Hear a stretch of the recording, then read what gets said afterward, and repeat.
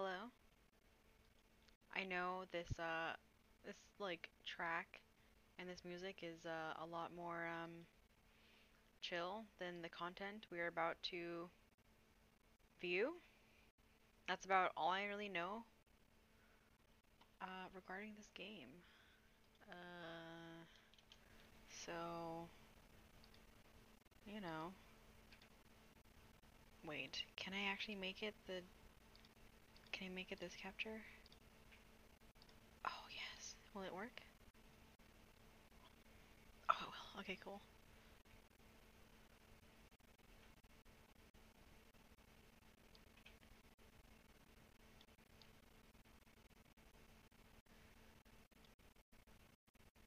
Okay, cool.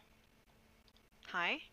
This is my first launch of um Doki Doki Literature Club, and I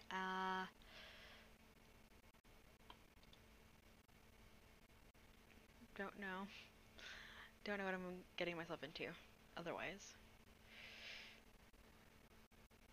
individuals suffering from anxiety or depression may not have a safe experience. Oh shit. By playing Doki Doki Literature Club, you agree that you are at least 13 years of age and you consent to your exposure of a highly disturbing content. Oh my god.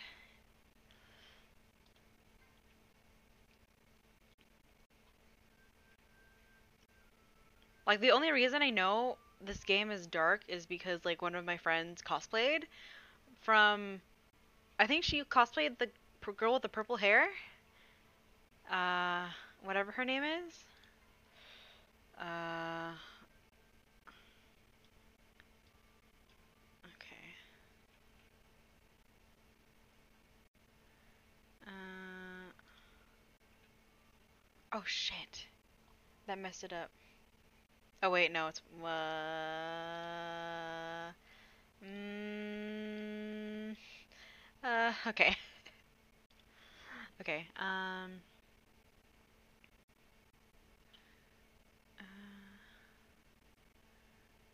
okay, is that text speed?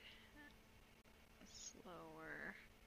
I read slow, okay, chat? I'm sorry.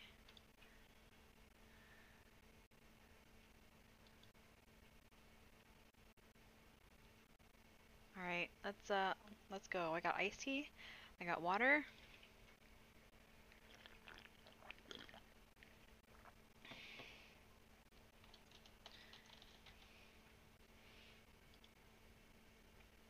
That's my name now. Oh, fuck. Do I have to narrate this? I don't want to. I'll do some of it. I'll do... You can't see it.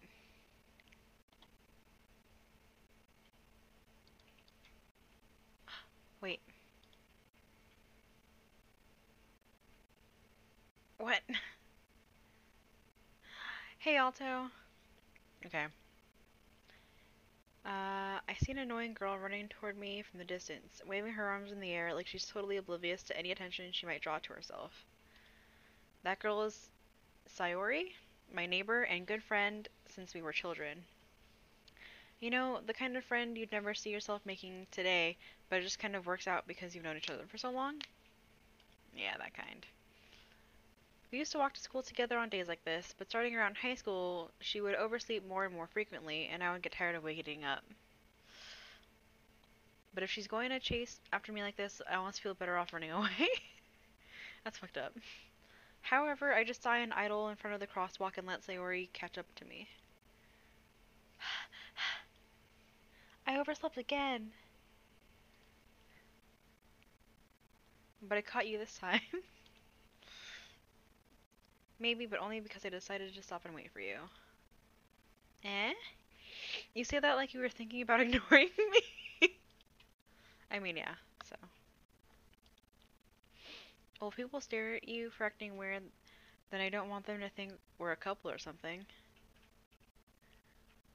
Fine, fine. But you did wait for me after all.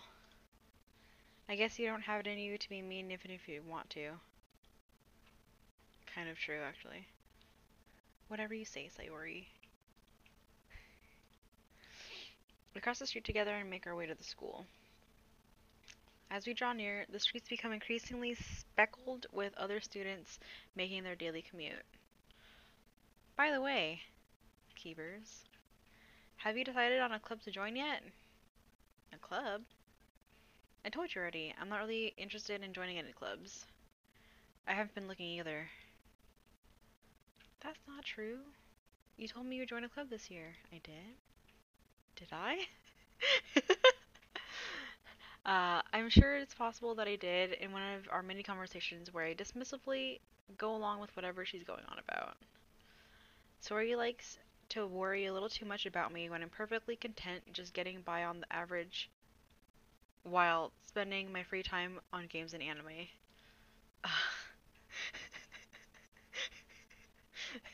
Yes?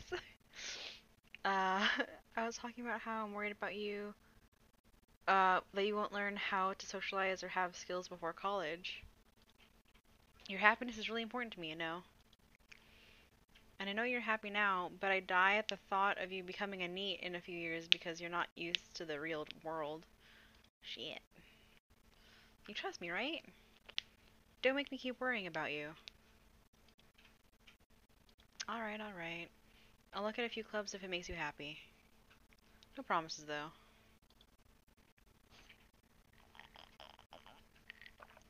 Will you at least promise me you'll try a little? Yeah, I guess I'll promise you that. I'm not gonna do that, yay. It's yay. Why do I let myself get lectured by such a carefree girl? Good question. More than that, I'm surprised I even let myself relent to her. I guess seeing her worry so much about me makes me want to ease her mind at least a little bit, even if even if she does exaggerate everything inside of her head. Excuse me. The school day is as ordinary as ever, and it's over before I know it. After I pack up my things, I stare blankly at the wall, looking for an ounce of motivation. Clubs. Sayori wants me to check out some clubs. I guess I have no choice but to start with the anime club, which I did join in college, actually. And that is how I met many friends and started going to um, anime conventions.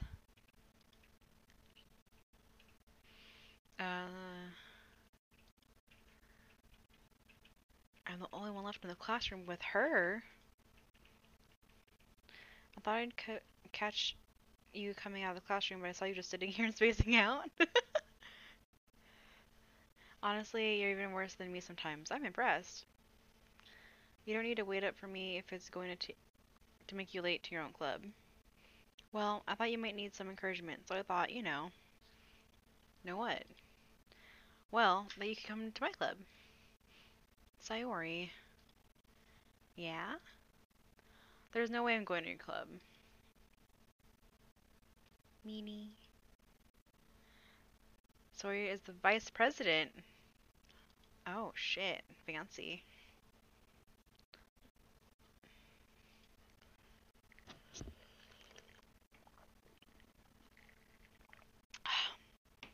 It probably is fun to start a club. Since she was the first one to show interest after the one who proposed the club, she can inherit the title of vice president. Okay. That said, my interest in literature is guaranteed to be even less. Yeah, I'm going to the anime club. Come on, please. Why do you care so much anyway? Well, I kind of told the club yesterday I would bring in a new member. Oh, that's fucked up. Natsuki? Is that the purple girl? I think that's the one that she cosplayed. Anyway. She made cupcakes? Oh, shit. Don't make promises you can't keep. I can't tell if Sayori is really that much of an airhead, or if she's so cunning as to have planned all this out.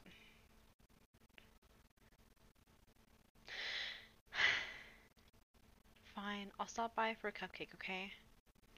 Yes, let's go. Oh shit, I'm supposed to talk to my friend in San Diego. I said I'd visit her. Oops. Okay, remind me to do that later, chat. And thus, today marks the day I sold my soul for a cupcake. I would do that, actually. I dejectedly follow Sayori across the school and upstairs, a section of the school I rarely visit, being generally used for third-year classes and activities. Sayori, full of energy, swings open the classroom door. The new member is me, and I don't want to be here. I glance around the room. Welcome to the Literature Club. It's a pleasure meeting you. Sayori always says nice things about you. Seriously? You brought a boy? Wait. Wait, I'm a boy? Why am I a boy? Way to kill the atmosphere. I guess I'm a boy now. What a nice surprise. Welcome to the club. All words escape me in this situation. This club is full of incredibly cute girls.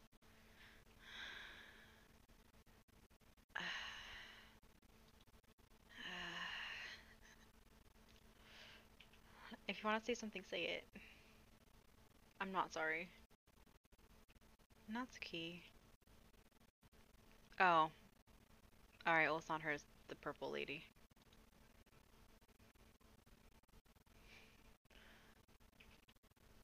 I recognize the other ones? She made cupcakes. Just ignore her when she gets moody. She whispers that into my ear. Anyway, this is Natsuki. Always full of energy, except when she's moody. And this is Yuri, the smartest in the club. So don't say things like that. I'm so shy. Yuri, who appears to be comparably more mature and timid, seems to have a hard time keeping up with people like Sayori and Natsuki. This is why I can't fucking narrate shit. Ah, well, it's nice to meet both of you. And it sounds like you already know Monica, is that right? Is that Monica? Oh, no. Okay. I don't know any of them.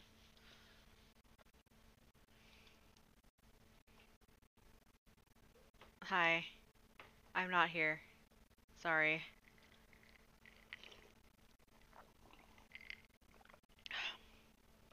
You were in the same class as last year? Shit. Monica's probably the most popular girl in the class, smart, beautiful, and athletic. And why is she in the literature club? Completely out of my league.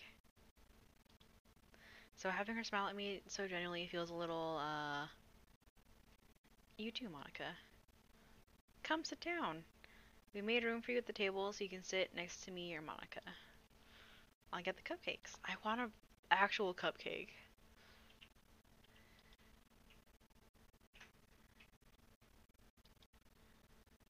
And how about I make some tea as well? Cupcakes and tea? The girls have a few desks arranged to form a table. As I already mentioned, it's been widened so that there's one space next to Monica and one space next to Sayori. Natsuki and Yuri walk over to the corner of the room where Natsuki grabs a wrapped tray and Yuri opens the closet. Still feeling awkward, I take a seat next to Sayori. Oh, I don't get to pick?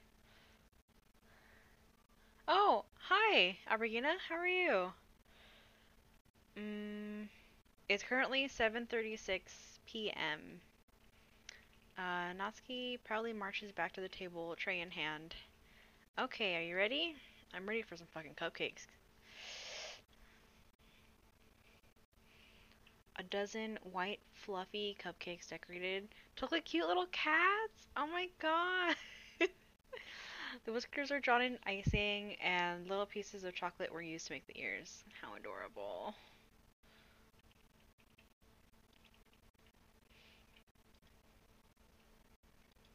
Shit.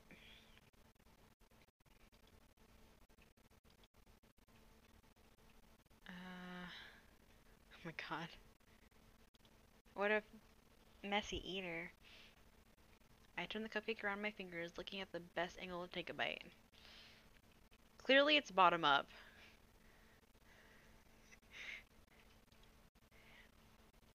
I either eat cupcakes or muffins, like bottom up, depending on what kind of icing's on top, or just straight up like sideways. So I get like a little bit of everything, but I have to do it like upside down because then I can get the icing on my tongue. You know, down.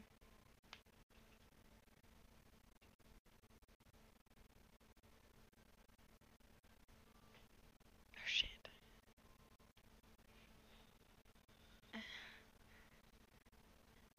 I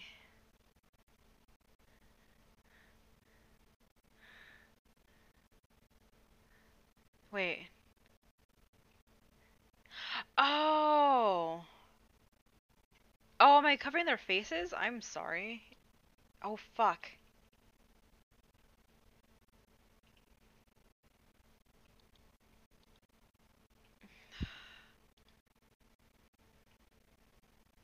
What?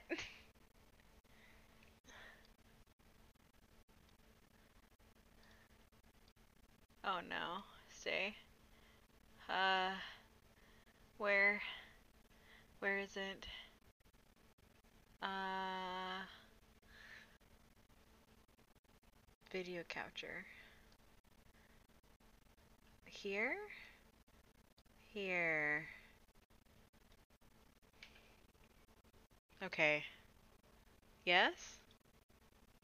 Does this work?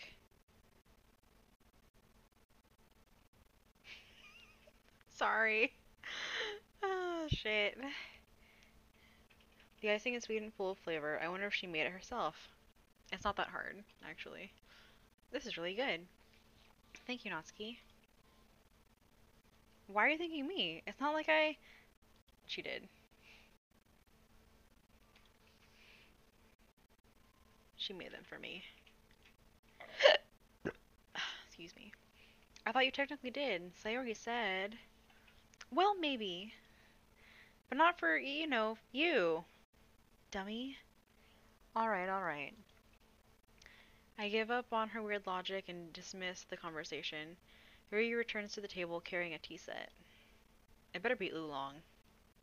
She carefully places a teacup in front of each of us before setting down the teapot next to the cupcake tray. You keep a whole tea set in this classroom? That's fancy. Don't worry, the teachers gave us permission. After all, doesn't a hot cup of tea...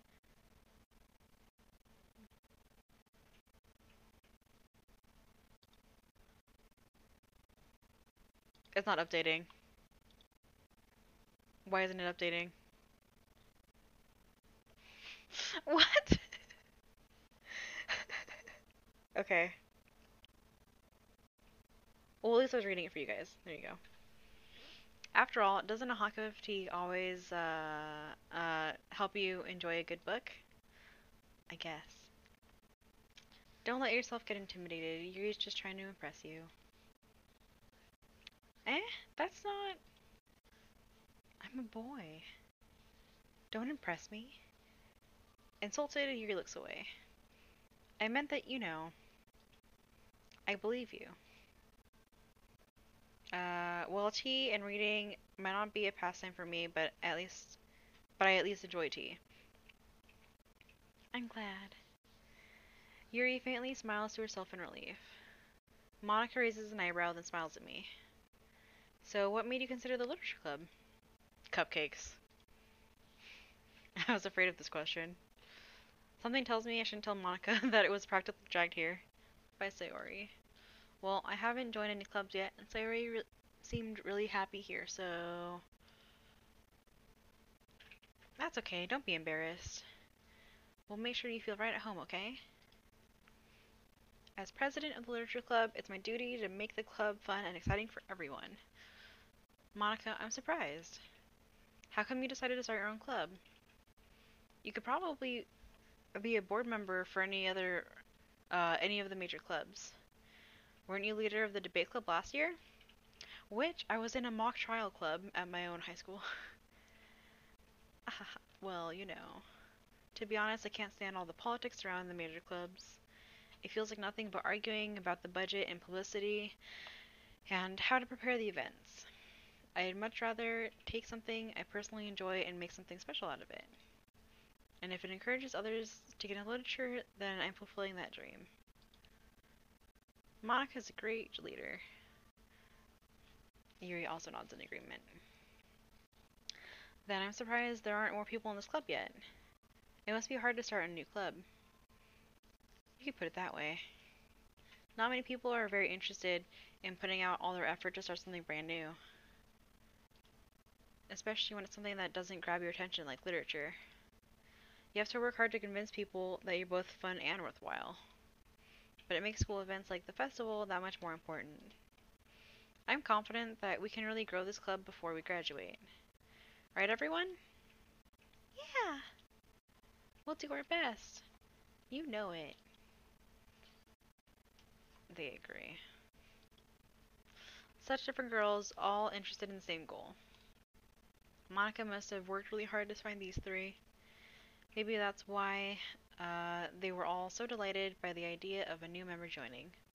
Though I still don't really know if I can keep up with their level of enthusiasm about literature. So, what kinds of things do you like to read? Well, considering how little I've read these past few years, I don't really have a good way of understanding that. Manga? I muttered quietly to myself, half joking. Natsuki's head suddenly perks up. It looks like she wants to say something, but she keeps quiet. Not much of a reader, I guess. I mean, it's true. I prefer audiobooks. Well, that can change. What am I saying? I spoke without thinking after seeing Yuri's sad smile. I'm a loser. Anyway, what about you, Yuri? Well, let's see. Yuri traces the rim of her teacup with her finger. My favorites are usually novels that build deep and complex fantasy worlds. Jesus. The level of creativity and craftsmanship behind them is amazing to me. And telling a good story in such a foreign world is equally impressive. Yuri goes on, clearly passionate about her reading. She seemed so reserved and timid since the moment I walked in, but it's obvious by the way her eyes light up that she finds her comfort in the world of books, not people. But you know, I like a lot of things. Stories with deep psychological elements usually immerse me as well. Oh god. Oh no. Isn't it amazing how a writer can so deliberately take advantage of your own lack of imagination to completely throw you for a loop? Anyway, I've been reading a lot of horror lately. God. I read a horror book once. I desperately grasped something I can relate to at a minimal level. At this rate, Yuri might as well be having a conversation with The Rock. The Rock? Dwayne The Rock Johnson? No? Really? I wouldn't have expected that, Yuri. For some reason as gentle as you. Oh, for someone. God. For someone as gentle as you. I guess you could say that. But if a story makes me think, or takes me to another world, then I really can't put it down. Surreal horror is often very successful at changing the way you look at the world, if only for a brief moment. Oh, it's true. I hate horror. Oh, why's that? Well, Natsuki's eyes dart to me for a split second. Never mind. What? That's right. You usually like to write about cute things, don't you? What? Oh, wait. Okay. It's embarrassing. What gives you that idea? You left a piece of scrap paper behind last club meeting. It looked like you were working on a poem called... Don't say it out loud! And give that back. Fine, fine. Cupcakes, poems. Everything you do is just as cute as you are. Ah. They put the fang in there too? Look at that fang. Look at that little... She's cute. That's what that means. Natsuki, you write your own poems? Well, I guess sometimes. Why do you care? I think that's impressive. Why don't you share them sometime? No. She averts her eyes. You wouldn't like them. Ah, not a very confident writer yet? I understand how Natsuki feels. Sharing that level of writing takes more than just confidence.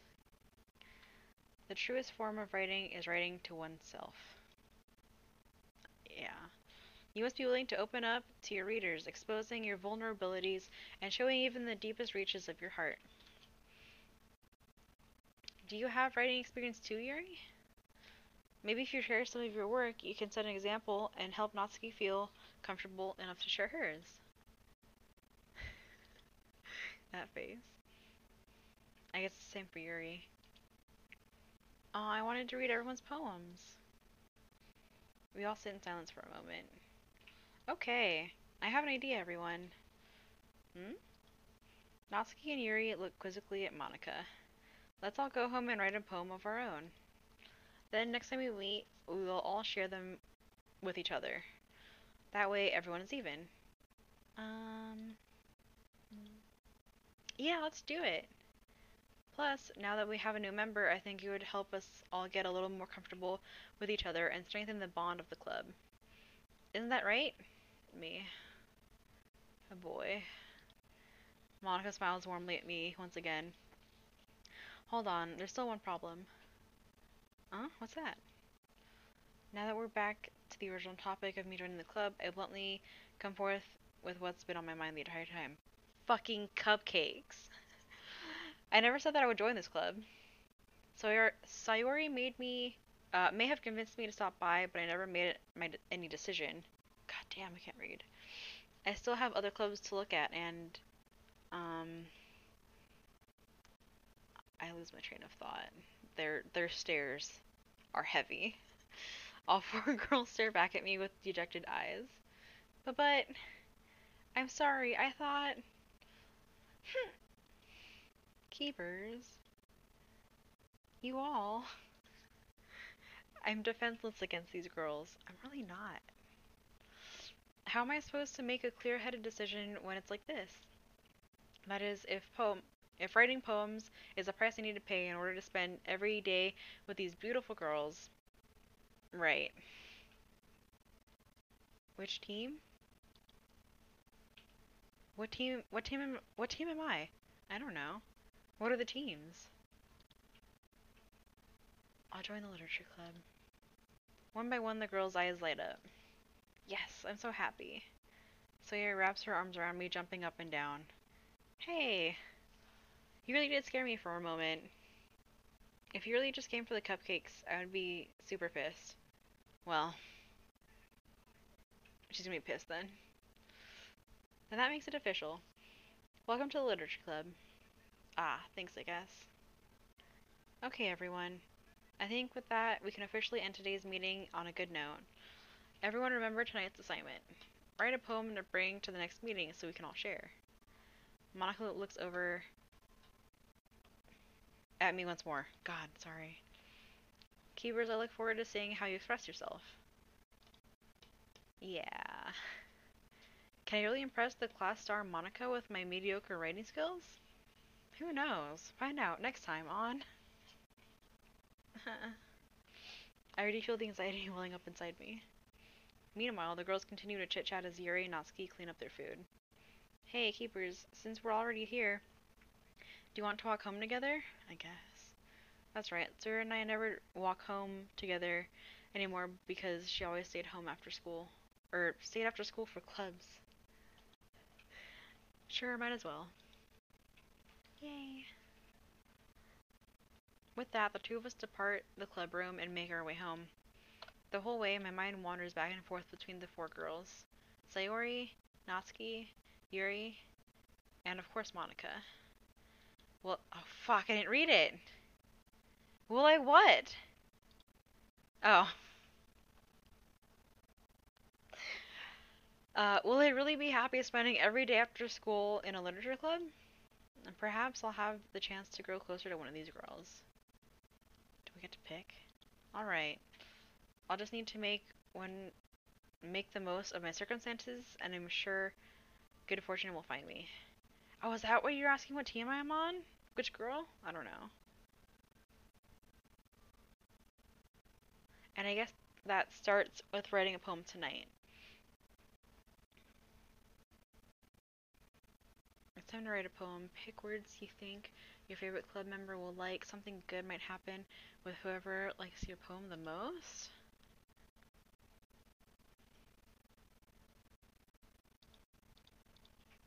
They're so cute.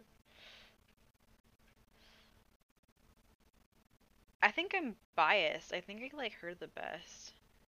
I don't remember her name. Is that Yuri? Okay, let's do uh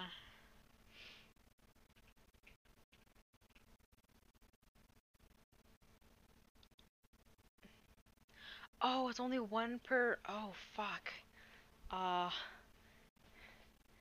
okay. Okay. I thought I okay. What did I pick? Infinite? What about an infinity blanket? That sounds so comfy.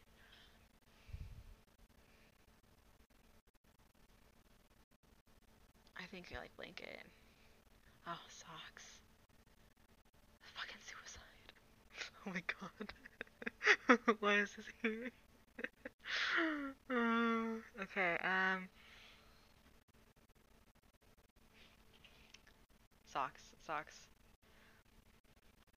Buffalo, childhood, whirlwind, pleasure, fireworks, portrait, graveyard, misery, Valentine.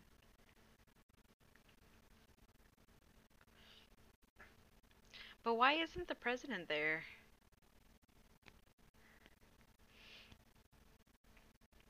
Uh, okay, so if I have infinite blanket and socks, I think I would like laugh and fluffy and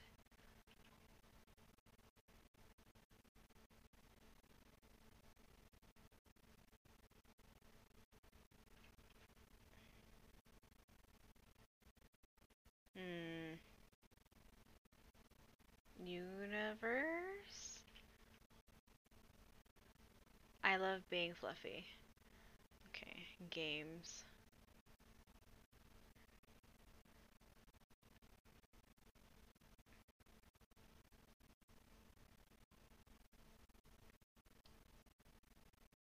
Wait, but being comfy is precious.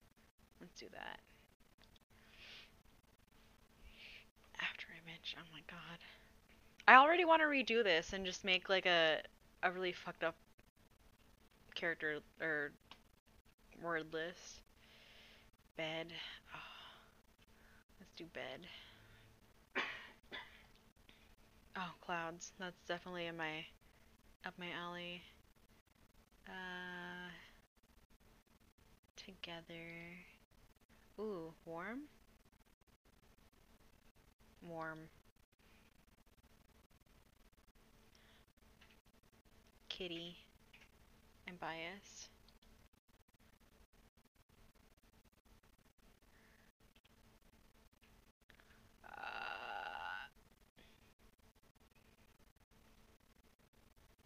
Promise. Parfait.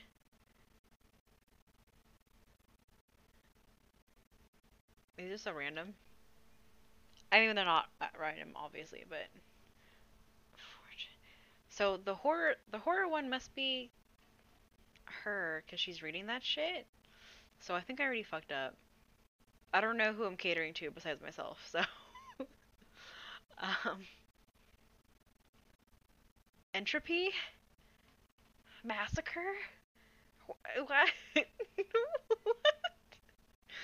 um,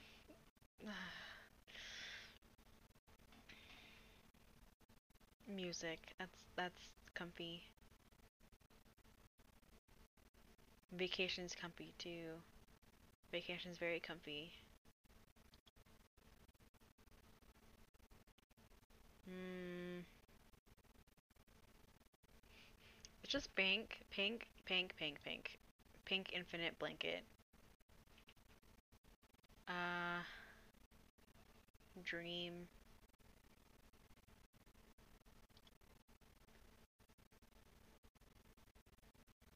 Uh, silly nightgown. Okay, legit. I I wake up and clock into work with a onesie like every morning. Hi again, keepers. Glad to see you didn't run away on us. Ha ha ha. Nah, don't worry. This might be a little strange for me, but I at least keep my word. Well, I'm back at the literature club. I was the last to come in, so everyone else is already hanging out. Thanks for keeping your promise. I hope this isn't too overwhelming of a commitment for you. Making you dive headfirst into literature when you're not accustomed to it. Oh, come on. Like he deserves any slack. Sayuri told me you didn't even want to join any clubs this year. And last year, too. I don't know if you plan to just come here and hang out or what, but if you don't take us seriously, then you won't see the end of it. Oh. Natsuki, you certainly have a big mouth for someone who keeps her manga collection in the club room. Natsuki finds herself stuck between saying Monica and manga. Manga is literature, true. There are words on pages, alright? Swiftly defeated, Natsuki plops back into her seat. Don't worry, guys. Keepers always gives it his best as long as he's having fun. He helps me with busy work without even asking. Like cooking, cleaning my room. How dependable. Sayori, that's because your room is messy is distracting. And you almost set your house on fire once? Oh, fuck. She's a fucking space case. Is that so? You two really are really good friends, aren't you? I might be a little jealous. How come? You and keepers can become good friends too. Um, Sayori, hmm? As usual, she seems oblivious to the weird situation she just put me into. Oh, Yuri even brought you something today, you know? Wait! Me? Not really. Don't be shy. It's really nothing. What is it? Never mind. Sayori made it sound like a big deal when it's really not. Is it more cupcakes? I'd love that. What to do? I'm sorry, Yuri, I wasn't thinking. I guess that means it's up to me to rescue the situation. Hey, don't worry about it. First of all, I wasn't expecting anything in the first place. So any nice gesture from you is a pleasant surprise. It'll make me happy no matter what. Is that so? Yeah, I won't make it a big deal if you don't want it to be. Alright. Well, here. Yuri reaches into her bag and pulls out a book. I didn't want you to feel left out, so I picked out a book that I thought you might enjoy. Oh. It's a short read, so it should keep your attention even if you don't usually read. And we could, discuss it if you wanted. This is How is this girl accidentally being so cute? She even picked out a book she thinks I'll like, despite me not reading much. Yuri, thank you. I'll definitely read this. I enthusiastically take the book. What's the title, though? Well, you can read it at your own pace. I look forward to hearing what you think. Now that everyone's settled in, I expected Monica to kick off some scheduled activities for the club, but that doesn't seem to be the case. So Yuri and Monica are having a cheery conversation in the corner. Yuri's face is already buried in a book. I can't help but notice her intense expression, like she was waiting for this chance. Meanwhile, Natsuki's rummaging around in the closet. For tea? Man, it looks like no one wants to be bothered today. I slumped down into the nearest desk. How am I supposed to occupy myself with something literature related by myself like this? I guess I could always read some of the book Yuri gave me, but I'm feeling a little too tired to read. I could probably fall asleep right now. I close myself, uh, I close my eyes and end up listening in on Sayuri's conversation with Monica. We're probably gonna seem really lame compared to all the other clubs, though. Well, we can't give up. And I'm getting cold, so I'm going to put on some little arm warmers. Please hold.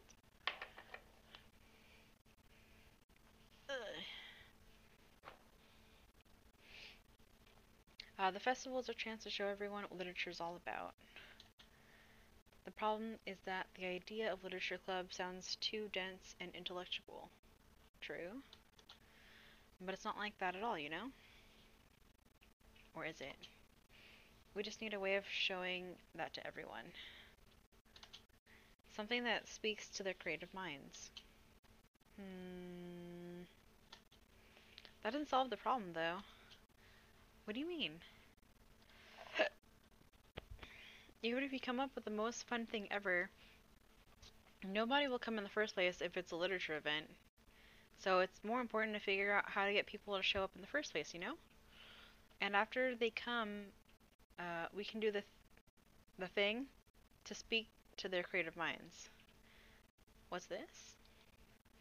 Sayori is taking this really seriously.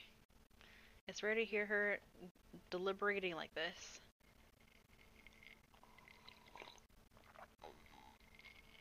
In that case, do you think food will do the trick? Like cupcakes? More cupcakes. What kind? Well, I guess we could...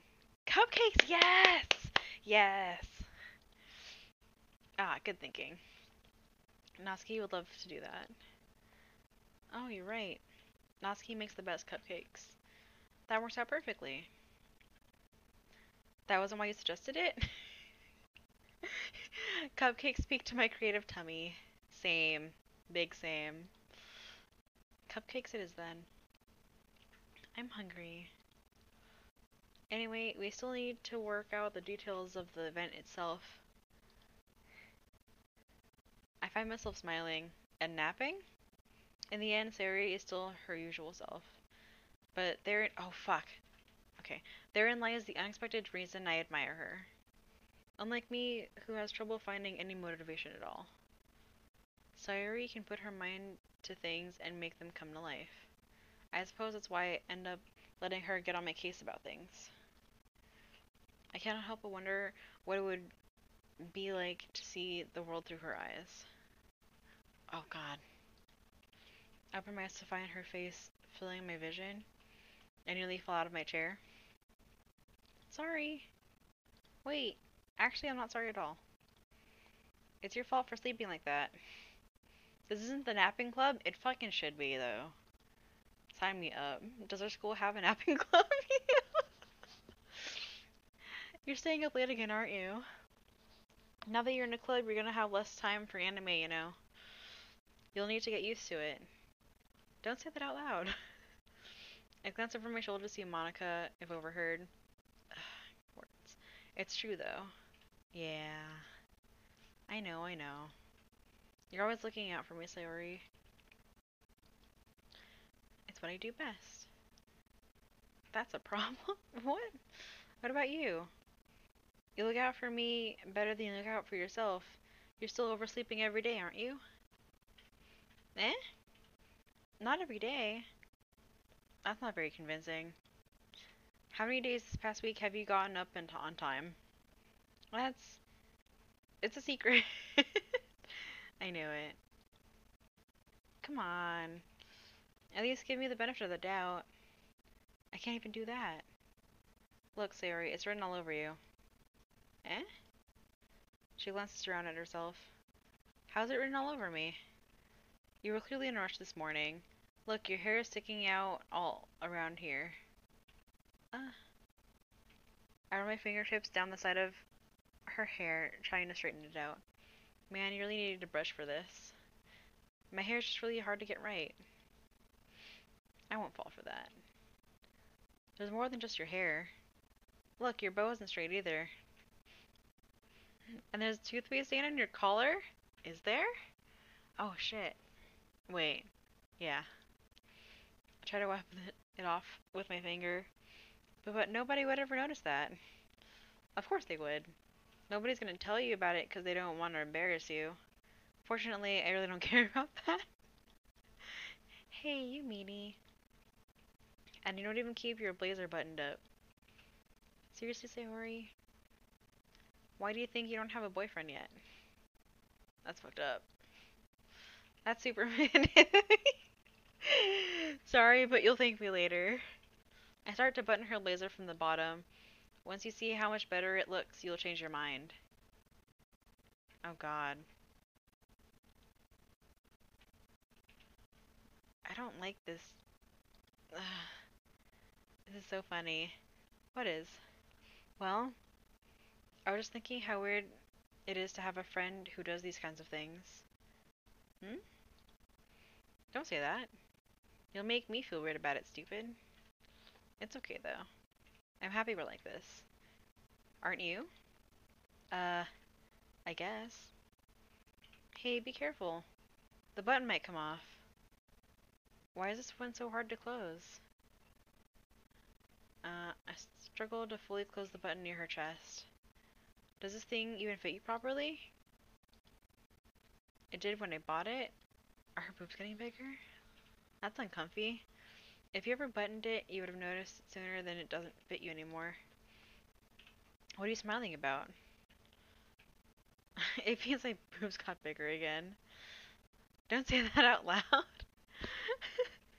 Anyway, you look much better now, so, uh, why does it feel strange to see Sarah's blazer buttoned up like that?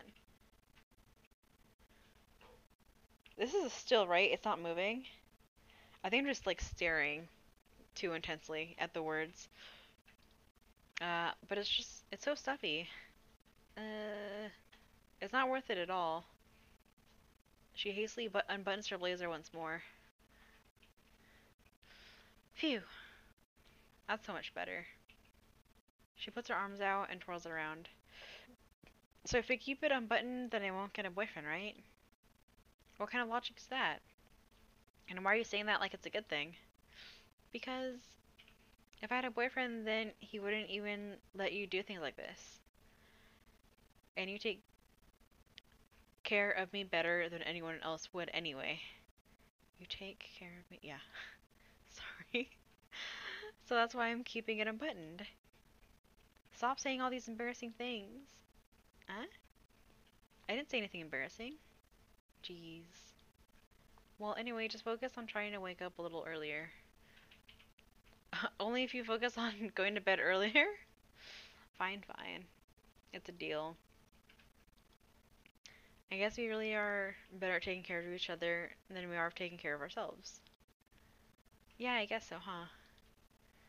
So maybe you should wake me up in the morning. Oh god. You're doing it again, Sayori. Oh, but I was joking that time. Man, it's impossible to tell with you sometimes. Okay, everyone. Eh? Monica suddenly calls out. Why don't we share the poems we wrote now? Yay! Keepers, I can't wait to read yours. Me neither. I want to see what I wrote. I fail to sound enthusiastic, but Sayori still trots away to read her poem. By the way, did you remember to write a poem last night? Yeah. My relaxation ends. Oops. I can't believe I agreed to do something so embarrassing. I couldn't really find much inspiration since I've never really done this before. I want socks. Well, now that everyone's ready, why don't you find someone to share with? I can't wait. Sayori and Monica enthusiastically pull out their poems. Sayori's is on a wrinkled sheet of loose leaf torn from a spiral notebook. On the other hand, Monica wrote hers in a composition notebook. Fancy. I can already see Monica's pristine handwriting from where I sit. Natsuki and Yuri reluctantly comply as well, reaching into their bags. I do the same myself. Who would you show? Who should I show it?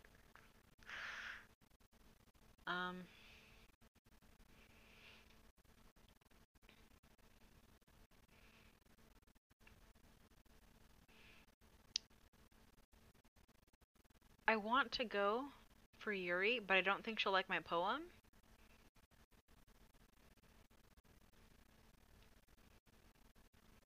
We'll just do it. We'll just do it. Yuri seems the most experienced, so I should start with her. I can trust her opinion to be fair.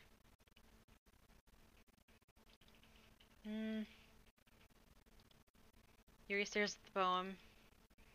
A minute passes, more than enough time for her to finish reading. Um, oh, sorry. I forgot to start speaking. um, it's fine, don't force yourself. I'm not. I just need to put my thoughts into words. Okay, hold on. Okay, this is your first time writing a poem, right? Yeah. Why do you ask? I'm just making sure. I guess that it might be after reading it through, so it's bad. No!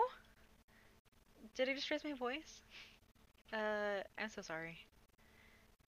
She buries her face in her hands. I couldn't help but notice that it's been several minutes and we really haven't gotten anywhere. Several minutes? It might take Yuri a while to get used to new people. It's fine. I really didn't notice. What were you saying? Right.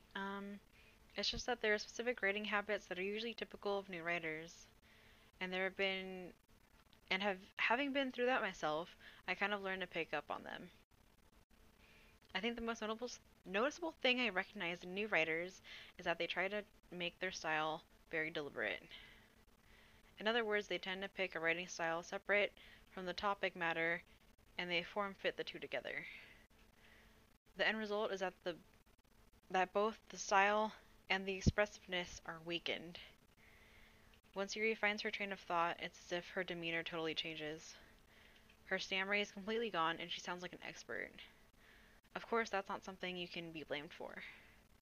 There are so many different skills and techniques that go into writing even a simple poem. Not just finding them and building them, but getting them to work together is probably the most challenging part.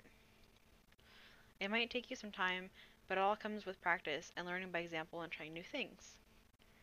I also hope that everyone else in the club gives you valuable feedback. Natsuki can be a little bit biased though. Biased? How? Um, well, never mind. I shouldn't be talking about people like that. Sorry.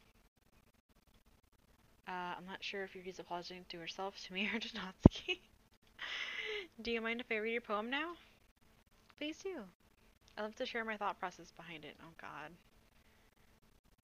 She smiles dreamily as if that's a rare opportunity for her, which itself is kind of funny. After all, isn't this supposed to be a literature club? Oh yeah! She has the creepy shit. Okay. Uh, click outside. Oh. Ghost under the light. The tendrils of my hair illuminate beneath the amber glow. Bathing. It must be this one. The last remaining streetlight to have withstood the test of time. The last yet to be replaced by the sickening blue-green hue of the future. I bathe. Uh. Calm. Yeah. I bathe. Calm, breathing air of the present but living in the past. The light flickers. I flicker back. Oh. I'm sorry I have such terrible handwriting. What? I wasn't thinking that at all. But it took you a long time to read. uh, well, I just don't read script very often. I actually think your handwriting is pretty. That's a relief. Also, I like the poem. Even though it's short, it was really descriptive. It wasn't too short? I usually write longer poems. Not at all. I'm really glad you like it. I'll be honest. Since it's our first time sharing, I wanted to write something a little more mild. Something easy to digest, I suppose. Are you into ghost Yuri? Actually, the story isn't about a ghost at all. Really?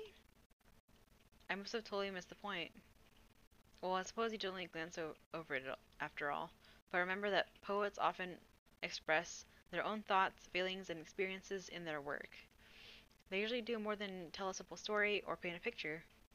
In this case, perhaps the subject of the poem is only being symbolically compared to a ghost, lingering in her last remaining place of comfort, unable to let go of the past, and soon to be left with nothing.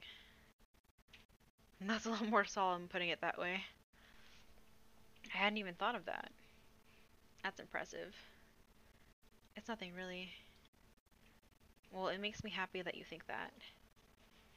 Just remember that it won't be long before you pick up on these things too. Yeah, maybe you're right. I guess we'll have to keep trying. I'm counting on you.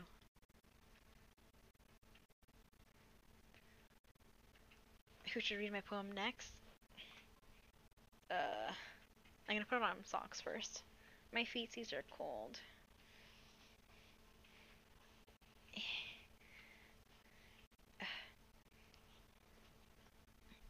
And I got my fuzzy socks. Ugh. Oh, thank you for the hydrate. I need it. I have to narrate so much. Okay, I think I'm gonna do Natsuki, because she was mentioned by Yuri. Oh my gosh.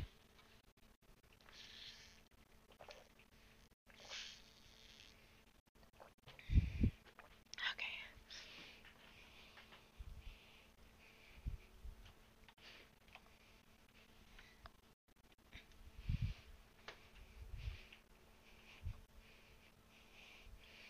This is my dehydrate.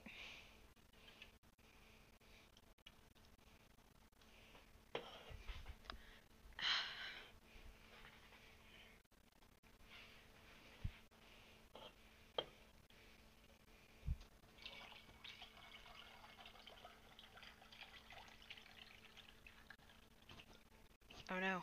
Oh no!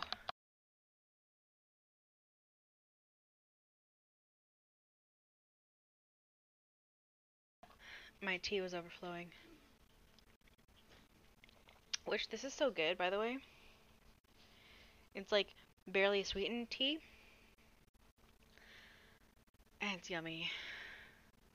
I hate like the teas like from the fountain drinks and stuff. It's like super sweet. Ugh.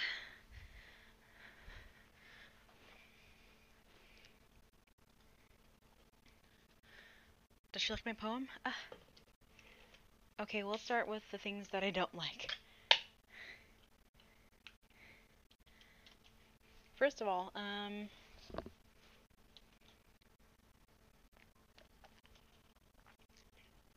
she rereads my poem.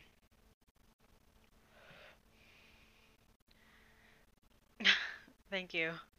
Thank you for the extra hydrate. I appreciate it. Never mind. I don't feel like giving you my opinion. Then what's the point of sharing this in the first place? I wrote this when I could have been doing other things. In fact, remember how I said I wanted to read your poems? That's what I had in mind when writing this. I want to help you feel comfortable enough to share yours, like Monica said. Well, I'd be more comfortable sharing my poem if yours was really bad. Is it not really bad? You're supposed to show me some dumb poem and make me go, excuse me, not like that. And make me go, ha, well, it's not that great, but let me show you what real literature looks like. And you went and ruined it. I hope you're happy. So, in other words, you're saying you liked it? Ugh. Her retort gets caught in her throat. You're so... You don't understand anything, do you? I already told you that. You don't have to go announcing it to the world like you're all self-important. Pretty sure you never actually said that. I say that mostly to myself.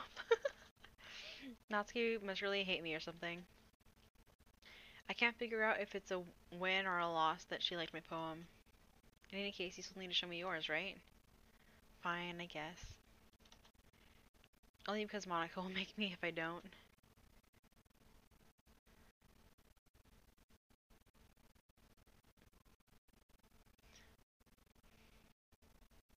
This music is very, cutesy. Eagles can fly. Monkeys can climb, crickets can leap, horses can race, owls can seek, cheetahs can run, eagles can fly, people can try, but that's about it. Damn. That's fucked up and true. Yeah. I told you that you weren't gonna like it. I like it. What? Just be honest. I am. Why are you so convinced that I won't like it? Well, because everyone in high school thinks that writing has to be all sophisticated and stuff, so people don't even take my writing seriously. But is that the point of poems for people to express themselves?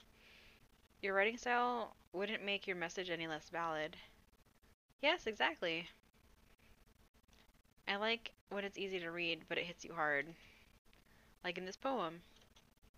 Seeing everyone around you do great things can be really disheartening. So I decided to write about it. Yeah, I understand. But the other nice thing about simple writing is that it puts more weight on the wordplay. Like I set up for a rhyme at the end, but then made it fall flat on purpose. It helps bring out the feeling in the last line. So you did. I guess more went into it than I realized. That's what it means to be a pro. I'm glad you learned something. Didn't expect that from the youngest one here, did you? Yeah, I guess not. I decided to humor her with that last comment. I don't really care how old everyone is, but if Natsuki's feeling proud, then I won't take that away from her.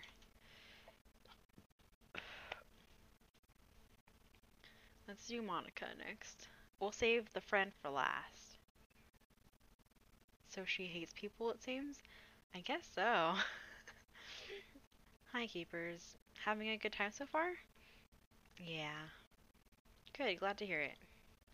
By the way, since you're new and everything, if you ever have any suggestions for the club, like new activities or things we can do better, I'm always listening.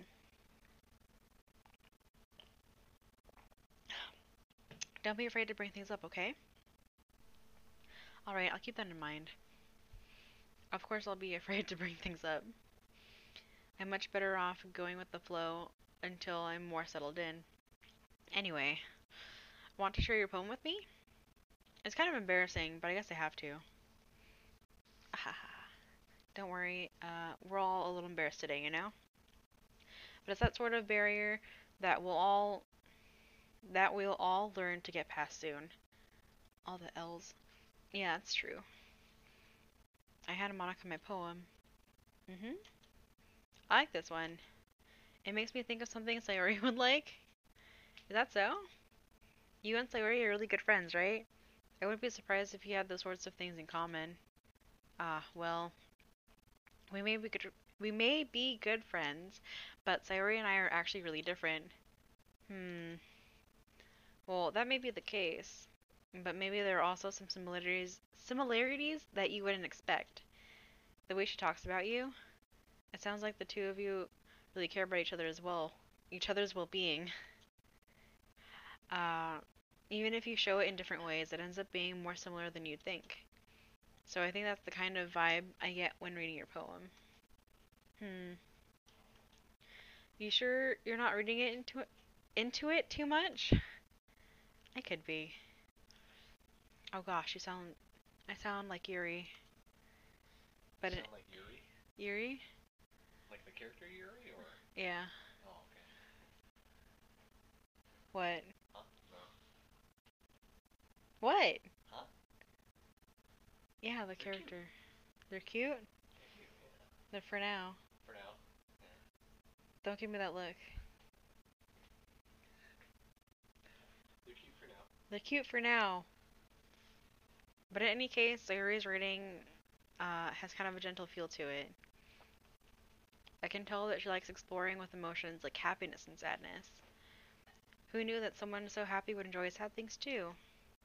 Yeah, it's totally unexpected. Well, to each their own. And you shouldn't be afraid to experiment a little bit either. I'm sure I'll end up trying different things a lot. It could take a while before I feel comfortable doing this. That's okay.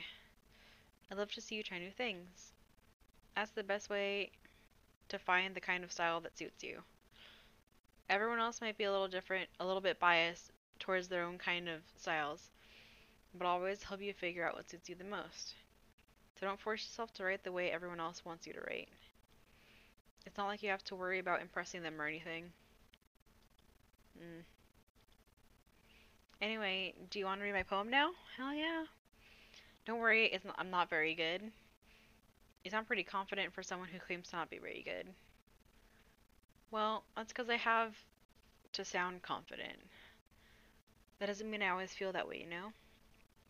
I see. Well, let's read it then. With the... You got a scroll? Oh, okay, it's not that bad.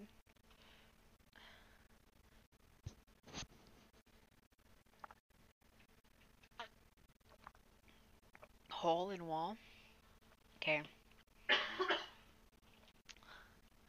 Uh, it couldn't have been me. See, the direction the spackle protrudes? A noisy neighbor? An angry boyfriend? I'll never know. I wasn't home. I peer inside for a clue. No, I can't see. I reel, blind, like a film left out in the sun. But it's too late. My retinas, already scorched with a permanent copy of the meaningless image. It's just a little hole. It wasn't too bright. It was too deep, stretching forever into everything. A hole of infinite choices. I realize now that I wasn't looking in, I was looking out. And he on the other side was looking in. A peephole? I've read that hentai before. So, what do you think? It's very freeform, if that's what you call it. Sorry, I'm not really the right person to ask for feedback. That's okay. Yeah, the kind of style has gotten pretty popular nowadays. That is, a lot of poems have been putting emphasis on the timing between words and lines. When performed out loud, it can be really powerful. What was the inspiration behind this one? Uh, well, I'm not sure if I know how to put it. I guess you could say that I had some kind of epiphany recently. It's been influencing my poems a little bit. An epiphany? Yeah, something like that. I'm kind of nervous to talk about deep slip like that because it's kind of coming on strongly. Maybe after everyone is better friends with each other. Anyway, here's Monica's writing tip of the day. Sometimes when you're writing a poem or a story, your brain gets too fixated on a specific point. If you try so hard to make it perfect, then you'll never make any progress. Just force yourself to get something down on the paper and tidy it up later. True. Another way to think about it is this. If you keep your pen in the same spot for too long, you'll just get a big dark puddle of ink. Excuse me. So just move your hand and go with the flow. That's my advice for today. Thanks for listening.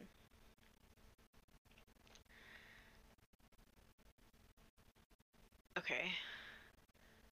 So Monica and Eerie seem like the most fucked up so far. At least just what like in what they show. Who should I? There's only one.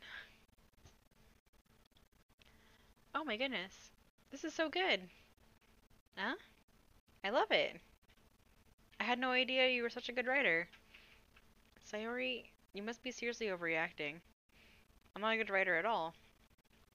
I honestly have no idea what I'm doing. Well, maybe that's why. Because I have no idea what I like either. Oh my god. Jeez. Yuri's opinion was way more constructive than this. Are you sure you don't like it just because I wrote it? Eh? Well, I'm sure that's part of it. I think I understand you better than a lot of other people, you know? So when I read your poem, when I read your poem, it's not just a poem. It's a Keyverse poem. And that makes it extra special. Like I can feel your feelings in it. She hugs the sheet against her chest. You're so weird. I'm really happy just that you wrote one. It just reminds me of how you're really a part of the club now. Not to mention the fact that I'm standing in front of you in the club room. Well, of course. I'm not really into it yet, but that doesn't mean I'll break my promise. See? It's like I said before. Deep down, you're not selfish at all, you know? Trying new things like this for other people, that's something that only really good people do. Thanks, Sayori. I'm not sure if she sees the full picture of my motive here. Then again, I can't deny that she's part of the reason I joined. Knowing how much this means to her and all. Yeah. And I'm gonna make sure you have lots of fun here, okay? That will be my way of thanking you. Alright, I'm going to hold you to that then. Fuck. Now you'll read my poem too, right? Don't worry, I'm really bad at this. We'll see. We'll see about that. Dear sunshine, the way you glow through my blinds in the morning, it makes me feel like you miss me. Kissing my forehead to help me out of bed, making me rub the sleep from my eyes. The sleepy? Making me rub the sleepy from my eyes? Are you asking me to come out and play? Are you trusting me to wish a rainy day away? I look above, the sky is blue. It's a secret, but I trust you too. If it wasn't for you, I could sleep forever, but I'm not mad. I want breakfast. Okay, maybe I like her the best. She definitely gives me like big mood vibes. I resonate with her a lot. 'Cause I love breakfast and being comfy. This is just a guess, but did you wait until this morning to write this? No, just a little bit. You can't answer just a little bit to a yes or no question. I forgot to do it last night. Well, at least that makes me feel a little better about myself. Oh my god.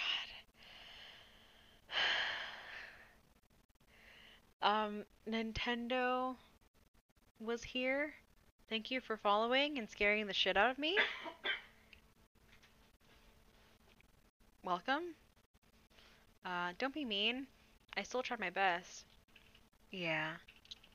I didn't mean to say that it was a bad poem. It came out nice, or how should I put it? It sounds just like you. Really? Yeah. Especially that last line. About wanting breakfast? Hell yeah. I made eggs and toast. Even though you were late to school? It's bad to skip breakfast. Okay, this is so me. No worries, Nintendo. Well, this is so me. When I was in college, I would be late to school just so I could have like buttered toast and jam. I would be late to school just to have breakfast. I get all cranky because I get cranky. This is me. Well, I guess there's no point in arguing. Anyway, thanks for showing me. This was so much fun. Monica's the best. Yeah. But next time I won't forget. And I'm gonna write the best poem ever.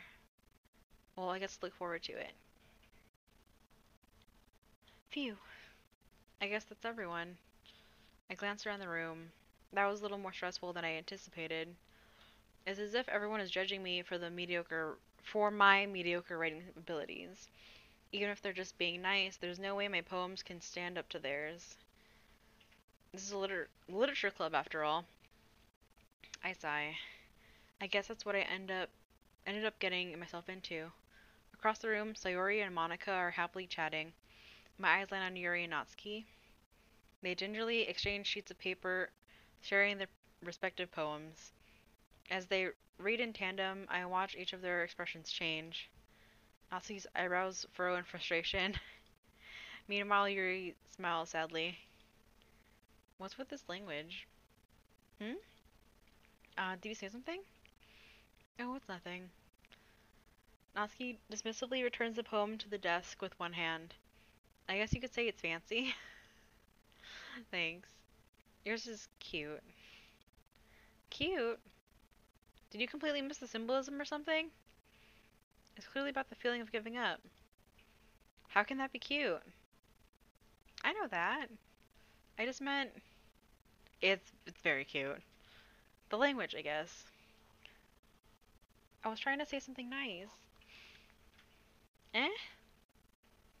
You mean you have to try that hard to come up with something nice to say? That's fucked up. Thanks, but it really didn't come out nice at all. Um, well, I do have a couple suggestions. Hmm. If I was looking for suggestions, I would have asked someone who actually liked it. Which people did, by the way. Sayori liked it, and Keepers did too. So based on that, I'll gladly give you some suggestions of my own.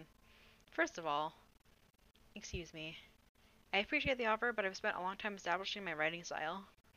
I don't expect it to change anytime soon, unless, of course, I come across something particularly inspiring, which I haven't yet. Mm. And Keepers liked my poem too, you know. He even told me he was impressed by it. She suddenly stands up. Oh?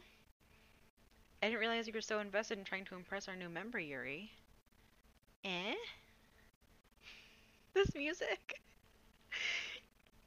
That's not what. That's not what I. Uh. You. You're just. She stands up.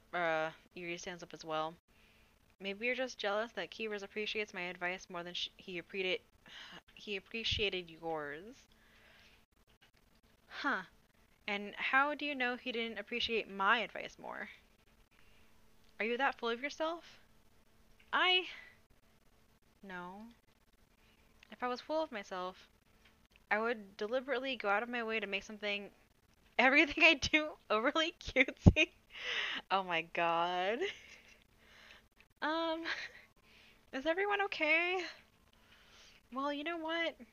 I wasn't the one whose boobs magically grew a size bigger as soon, as soon as Kira started showing up.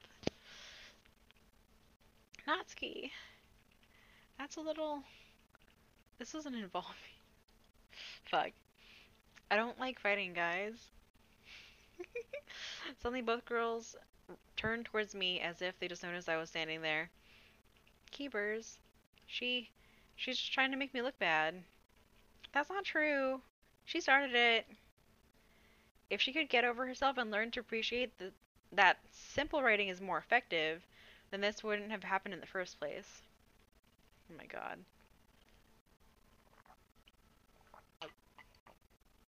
This is so much text. I don't talk this much. What's the point in making your poems all convoluted for no reason? The meaning should jump out at the reader, not force them to have to figure it out. Help me explain that to her, Keepers. Wait, there's a reason we have so many deep and expressive words in our language. It's the only way to convey complex feelings and meaning the most effectively. Avoiding them is not only unnecessarily limiting yourself, it's also a waste. You understand that, right, Keepers? Um, well? How did I get dragged into this in the first place? Fucking cupcakes, dude. It's not like I know anything about writing. But whomever I agree with, they'll probably think more highly of me. Oh, God. So, of course, it's going to be the not lolly looking girl.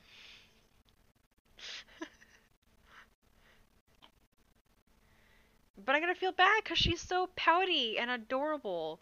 And I want cupcakes. This is a tough decision. Oh, wait. There we go. Neither. Natsuki. She glares at me, drawing up any words I had in my mouth. So instead I turn to Yuri. Yuri. But her expression is so defenseless that I can't bring myself to say anything to her. Sayori? Eh? Yeah. Everyone's fighting is making Sayori uncomfortable. How can the two of you keep fighting when you know you're making your friend feel like this? Keepers. Well, that's her problem. This isn't about her. I agree. Oh fuck. It's unfair for others to interject their own feelings into our conflict. Yeah, unless Sayori wants to tell Yuri what a stuck-up jerk she's being. She would never. It's your immaturity that made her upset in the first place. Excuse me? Princess? Are you listening to yourself? This is exactly why. Exactly why nobody likes. Stop! Natsuki, Yuri. You guys are my friends. I just want everyone to get along and be happy. Oh, she's got little teardroppies. Oh, the little baby. My friends are wonderful people, and I love them because of their differences. Natsuki's poems, they're amazing because they give you so many feelings with just a few words. And Yuri's poems are amazing because they paint beautiful pictures in your head. Everyone's so talented. So why are we fighting? Because, well, also, Natsuki's cute and there's nothing wrong with that. And Yuri's boobs are the same as they always were. Big and beautiful. Sayori, she stands up triumphantly. Monica stands behind her with a bewildered expression. I'll make some tea. Yuri rushes off. Natsuki sits down with a blank expression on her face, staring at nothing. So this is why Sayori is the vice president. I whisper to Monica. She nods in return. To be honest, I might come off as a good leader and I can organize things, but I'm not very good with people. I couldn't even bring myself to interject. As president, that's kind of embarrassing for me. Nah, it's not like I can blame you. I wasn't able to say anything either. Untrue. Well, I guess that means Sayori is amazing in her own ways, isn't it? Isn't she? You could say that. She might be an airhead, but sometimes it's really suspicious that she knows exactly what she's doing. I see. Take good care of her, okay? I would hate to see her get herself hurt. That makes two of us. You can count on me. She smiles sweetly at me, causing my stomach to knot. Such a genuine person really does make a good president, regardless of what she says. She says. If only I could get the chance to talk to her a little bit more. Okay, everyone. It's time for us to have truly and leave.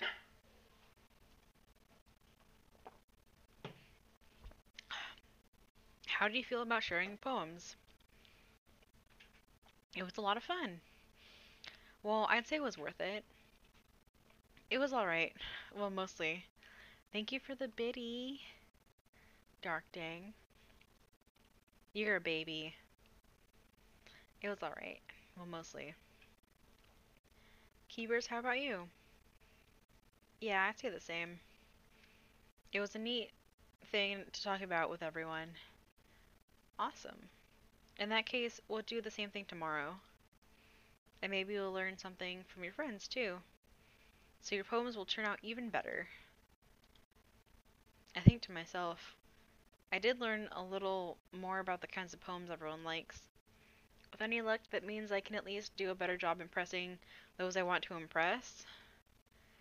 I nod to myself with excuse me, with newfound determination. Keepers, ready to walk home? Hell yeah. She beams at me. It truly has been a while since Sayori and I have spent this much time together. I can't really say I'm not enjoying it either.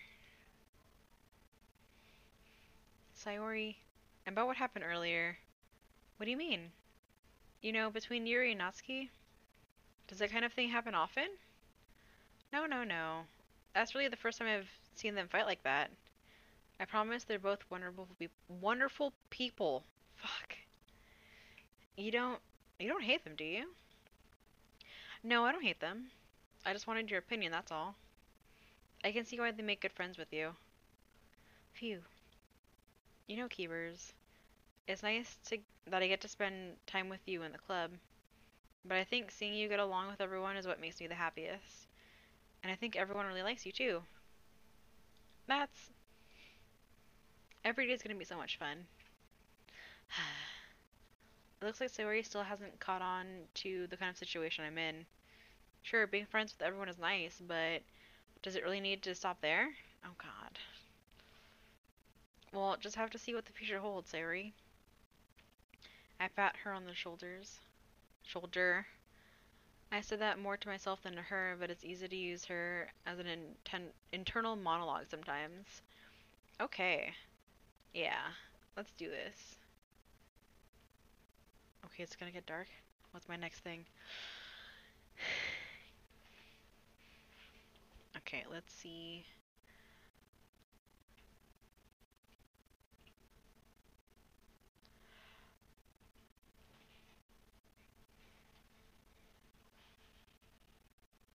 Breakfast. Or ghosties. Or sweets. Or... What is she like? What is Monica like? Monica's kind of fucked up too. Right, so she's stuck. Okay. Okay, let's do...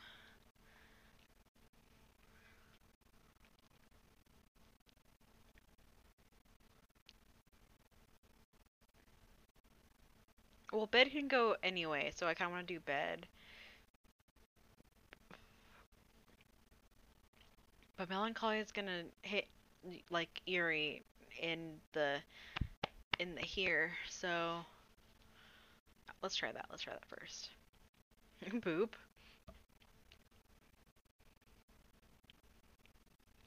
I think rain cloud. I think tragedy would be more Monica.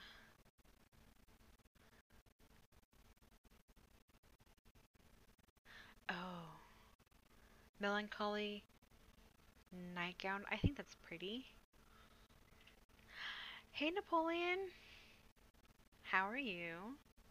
Welcome.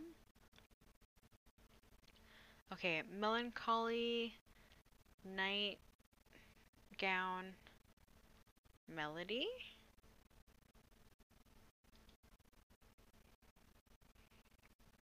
Okay, melody.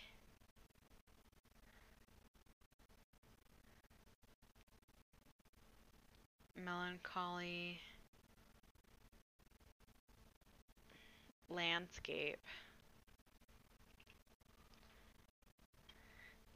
Yeah, this is my first time playing Doki Doki, so I don't really know what I'm getting myself into besides it being fucked up. That's all I know. Um, okay. So right now for this poem, I'm thinking of like a lady walking through a graveyard in a nightgown. That's what I'm thinking. Let's do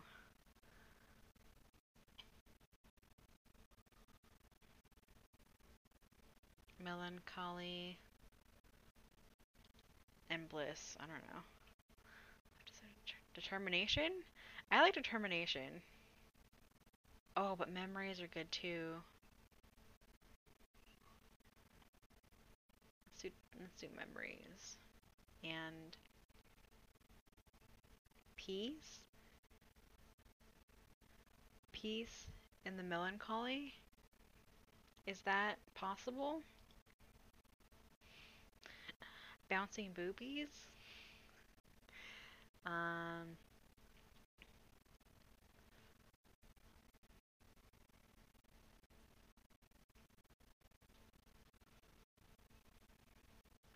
and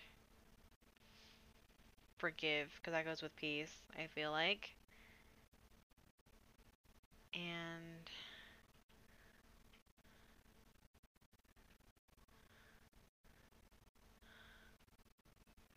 wonderful?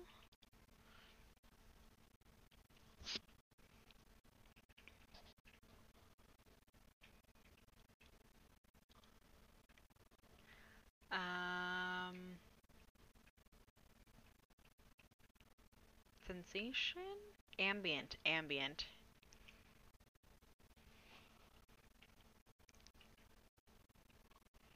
Fireflies. That goes with graveyards, right? I don't know. I just wanted it. Okay, too bad don't get to actually, like, see these. That'd be cool.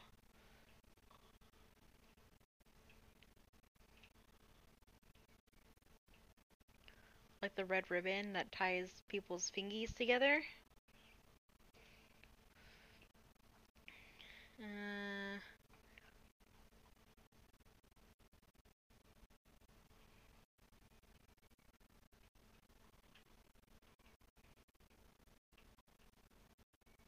we'll do death.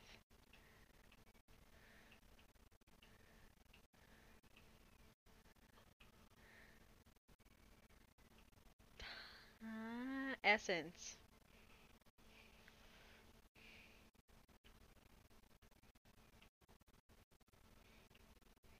A rose on the gray?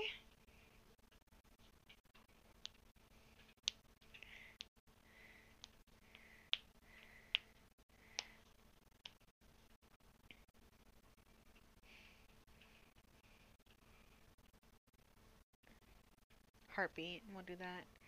Starscape. Destroy company. Dream. Starscape. More peaceful? Did it get peaceful? No, I did calm earlier.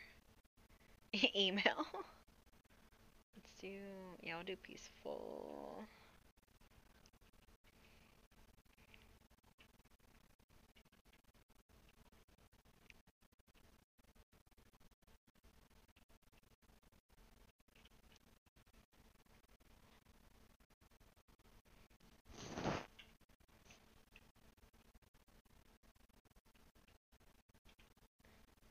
Whistle. Small, fluffy.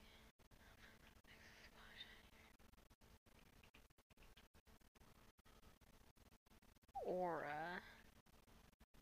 Graveyard? Okay. I didn't read the other ones, but Graveyard was what I had explicitly in my head, so we're gonna go with it. Okay, before that, more truly. Another day passes, and it's time for the club meeting, and truly already.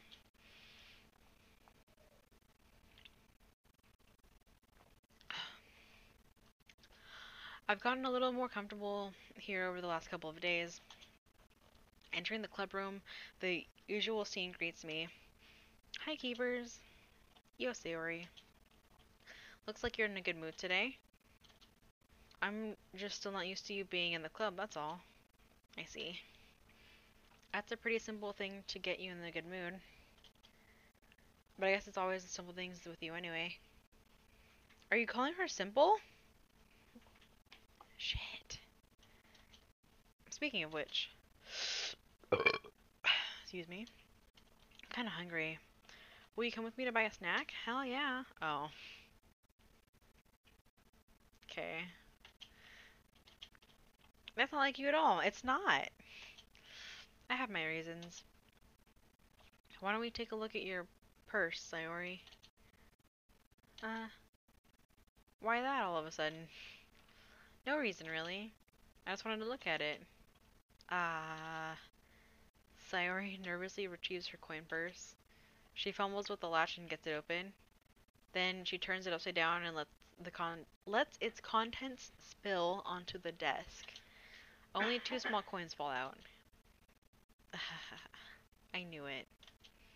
I can see right through you, Sayori. That's not fair. How do you even know? It's simple. If you had enough money in the first place, you would have bought a snack before coming to the classroom. Ooh. So either you're not hungry and want an excuse to take a walk, or you plan to conveniently forget that you spent all your money so that I would lend you some. But there's one more thing. You're always hungry. And so that only leaves the one option.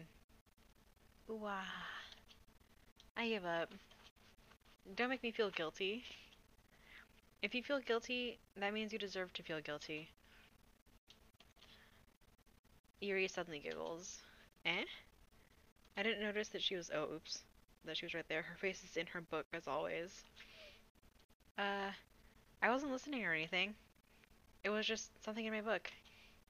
Yuri, tell Keepers to let me borrow some money. That's. Excuse me. Don't get me involved like that, Sayori. Besides, you should only buy what you can responsibly afford. And frankly, after pulling a mischievous little son like that, your suffering is fair enough retribution. Did I just... I didn't mean that. I got too absorbed into my book. I really like when you speak your mind, Yuri. It doesn't happen much, but it's a fun side of you. That's... There's no way you could think that. You were right, though. I did something bad and now I have to accept the revolution? The re the revolution? Like the dance revolution? Retribution. That. Still, coming from you, Sayori. I guess that's a little devil inside all of us, isn't there? Don't let her fool you. Sayori knows exactly what she's doing. After all, she told you guys she was bringing me to the club before she even told me. But, you wouldn't have come if it weren't for the cupcakes. Oh, don't say that. So I had to trick Natsuki into making them. Come on, give me more credit than that, Sayori. The fuck?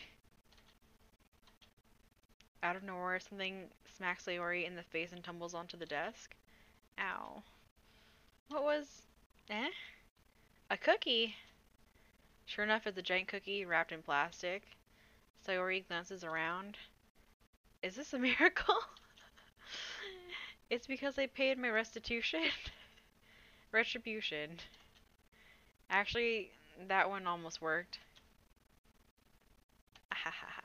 I was just gonna give it to you, but then I heard you blab about the cupcakes. It was totally worth seeing your reaction, though. Natsuki, that's so nice of you. I'm so happy. She hugs the cookie. Geez, just eat it. Sayori rapidly tears open the wrapper and takes a big bite. It's so good. Mmm. She suddenly clasped her hands over her mouth. I bit my tongue. Ah, that's what you get. You're going through a lot over just one cookie. Natsuki takes a bite of her own cookie. Yours looks really good too, Natsuki. Can I try it? Jeez. Beggars can't be choosers. Yours is chocolate? Yeah, why do you think I gave you that one? Fine. Still, I'm really happy that you shared this one with me. Vince! When are you gonna make chocolate chip cookies? Christmas. Christmas! It'll be your Christmas gift. No! I want cookies and I want them now! The chocolate chip cookies he makes are so good, okay? Like, I don't know if you guys know about the YouTuber Rosanna Pansino, but she makes, like, she's a huge baker YouTuber, like the biggest one, I think. And she made like recipe books, and one of them has like the perfect chocolate chip cookies, and they're to die for. Like, it's like 36, I think, about for the recipe, and we have eaten the whole batch in like a weekend. So like 3-ish days. And it's so good. So fucking good. I used to watch her all the time when I was little. Yeah. And she still makes bomb ass shit. So she's got 2 recipe books. Do recommend. But yeah. Really fucking bomb ass, buttery as fuck chocolate chip cookies. So good. Okay. Sorry. I just really want them. It's been a couple months since Vince made them, and I'm like sad. Still, I'm really happy that you shared this one with me. Um, Sayori gets out of her seat and goes behind Natsuki, then wraps her arms around her. I beg for them many times. Sayori gets out of her seat. Oh yeah, I said that. Ah, jeez. I get it, I get it. Cookie still in hand, Natsuki reaches up to nudge Sayori off of her. She suddenly leans down and takes a bite of her cookie. That's so fucked up. First pie and now cookies? I fucking know, right? I don't have enough desserts. Hey, did you seriously just do that? Mouthful, Sayori trots away to safety. Yuri and I laugh as well. Geez, you're such a kid sometimes. Monica, can you tell Sayori? Eh? Natsuki glances around. Monica isn't in the club room. Ugh. Where's Monica anyway? Good question. Have any of you heard anything about her being late today? Not me. Yeah, I haven't either. Oh, does it get creepy now? Fuck yeah. That's a bit unusual. I hope she's okay. Of course she's okay. She's probably just had something to do today. She's pretty popular after all. Eh? You don't think she has a... I wouldn't be surprised. She's probably more desirable than all of us combined. That's fucked up. That's true. Excuse me? Princess? Suddenly the door swings open. Sorry, I'm super sorry. Ah, there you are. I didn't mean to be late. I hope you guys weren't worried or anything. Eh? Monica chose the club over her boyfriend after all? You're so strong-willed. Boyfriend? What on earth are you talking about? Monica quizzically glances at me. Never mind that. What held you up anyway? Well, my last period today was study hall. To be honest, I kind of just lost track of time. That makes no sense, though. You would have heard the bell ring at least. I must not have heard it since I was practicing piano. Piano? I wasn't aware you played music as well. As well, Monica. I don't really. I kind of just started recently. I've always wanted to learn piano. That's so cool. You should play something for us, Monica. That's... Maybe once I get a little bit better, I will. Yay. That sounds cool. I'd also look forward to it. Is that so? In that case, I won't let you down. Monica smiles sweetly. I didn't mean any pressure or anything like that. Don't worry. I've been practicing a whole lot recently, and I'd really love the chance to share it once I'm ready. I see. In that case, best of luck. Thanks. So I didn't miss anything, did I? Not really. I chose to leave out Sayori's mischievous escapade. I'm sure Natsuki will end up complaining to her anyway. It looks like everyone has already settled down.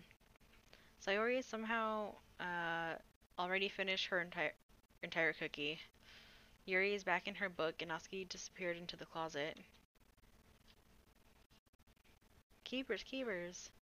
Sayori suddenly comes up to me. I'm gonna go get some supplies from another classroom.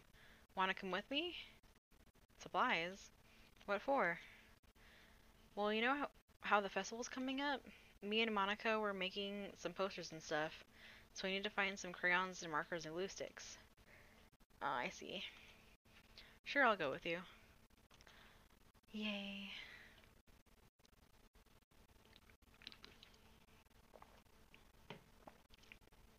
Okay, Monica, we'll be back soon. And I will be too. I gotta go pee. Hold on.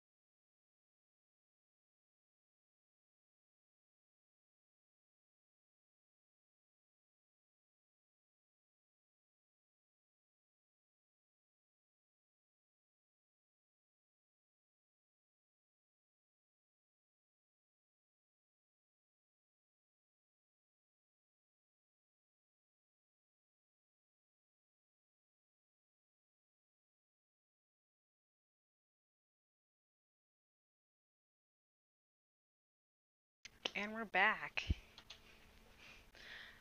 Oh, are you going with keepers to get the supplies? There's no need to trouble yourself. I'd be happy to go with him. Oh god. But I wanted to go. It's so much fun exploring empty classrooms and stuff. Okay, okay. Actually, my head hurts.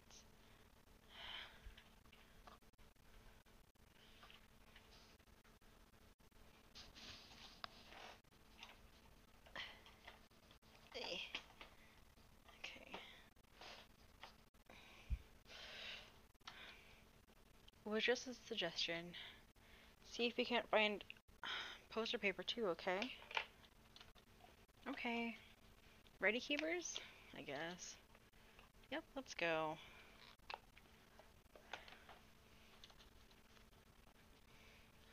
Sayuri and I exit the club room. I follow behind as Sayuri hums and skips around the hallway. Honestly, it feels like I'm taking a kid to the mall or something. Sayuri finds pleasure in the simplest things sometimes. Hey Sayuri, what exactly are we doing for the festival anyway? I'm not sure how you'd make an event out of literature.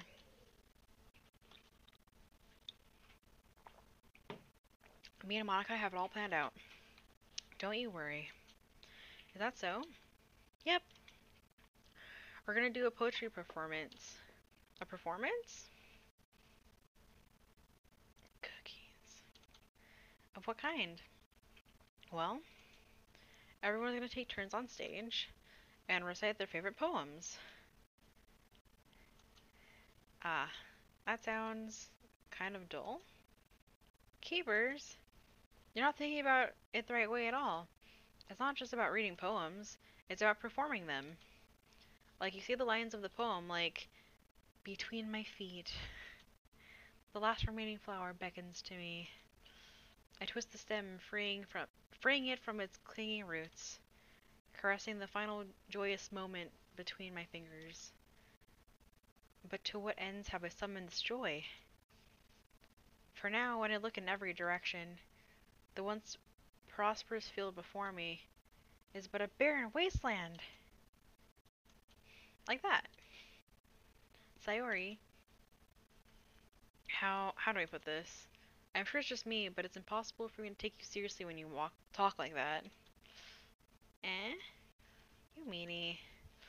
I'm working super hard on this, you know. I know, I know. I just meant it's a pretty unordinary contrast to your cute self. Don't say that, it's embarrassing. But I guess that means I'm doing a good job. Yeah, I guess so. I'm so excited. The festival is going to be so much fun. She spins herself around in the hallway again. Hey, this classroom over here is empty. Let's begin the mission. The mission, eh? It's been a long time since I spent time with Sayori like this, but in the end, she hasn't changed one bit. She's nothing but a ball of sunshine, drawing happy vibes from the world around her. It's a pretty nostalgic feeling for me. As the years went by, I began to hole myself up in my room more and more, so going adventuring with Sayori brings about a special sort of feeling I forgot I had in me. The two of us enter the classroom. She heads straight to the closet, and I follow. Let's see what we have in here. Crayons? Sayuri pulls out a box full of crayons off the shelf. They're in the best brand, too. They're kind of dirty, though. She starts pulling various crayons out of the box, reading the color names. Alright, that's one down. Don't get distracted. We still need to find... Wait, I'm looking for my favorite color. Fine, fine. Then at least move aside so I can look for the poster paper. I dropped one by accident. Smack. Sayuri bends over and smacks her forehead right into the shelf. She falls on the floor and the crayons spill over her lap. Ow! You okay? My forehead. She clutches her forehead. Geez, Sayori. That's just like you, isn't it? Come on, let me see. Since she's sitting on the floor, I grab her by the waist and pull her out of the closet. You have to move your hands. But it hurts. Just do it for a second. She slowly releases her hands from her forehead. I gently brush her bangs to the side. Ow! Sorry. There's a huge red mark on the center of her forehead. A bump is starting to form as well. Man, that's gonna swell up. I should find you some ice. Keepers. Where would I even find ice around this time? I guess a cold drink would do. You don't have to. I'm fine with looking like a unicorn. Even wincing from the pain, she makes a silly joke. What are you saying? I'll be right back, okay? Okay. I pat her on the shoulder and run out into the hallway. I locate the nearest vending machine. What should I get? It doesn't really matter since it'll be used as an ice pack rather than to drink. But I know she likes apple juice, so I purchased that one. In just a moment, I'm already returning to the classroom where I left her. She has one palm on her forehead and is using the other to clumsily scoop crayons back into the box. At least they were already in the wrong spots before I spilled them. Sayori here. I hand her the bottle of apple juice. It's nice and cold. She opens the cap and starts drinking from it. What are you doing? It's for your forehead, idiot. Ah, sorry, I forgot. How hard did you hit your head? She places the bottle against the bump on her head. It stings. Just bear with it. It'll feel better soon. Looks like you cleaned up most of the crayons. That's good. Hey, Heapers? This kind of reminds you of growing up, doesn't it? What do you mean? You know how we used to play outside all the time? I would always try to keep up with you. You were kind of oblivious in some ways. Like I usually fell behind or had trouble climbing on the things you did. But sometimes when I tried to do things, I... excuse me. I couldn't, I would get myself hurt. I'd fall and scrape myself or get a bump. And I would start crying really hard. Ah ha ha. And you would rush over as quick as you could. You would try really hard to get me to stop crying. It was almost like you blamed yourself and were afraid of getting in trouble if someone found out, even though it really wasn't your fault at all, you know? Did I really do that? Yeah, you don't remember? Come to think of it, maybe I do remember a bit. I guess I was always so focused on my games that I didn't pay enough attention to you. So in a way, it was my fault. Kind of like this time too. If I wasn't rushing you out of the closet, you probably wouldn't have hit your head. Keepers. I don't think you realize it, but you're always thinking about other people. Even after all these years. You're rushing to help me even though I'm just being clumsy. You're really a sweetheart. Don't call me that. And I don't really do this kind of thing all the time. I guess when it comes to you, it just feels natural. Before I even know it, I'm treating you like that. I guess that's what happens when you've been friends for so long. Really?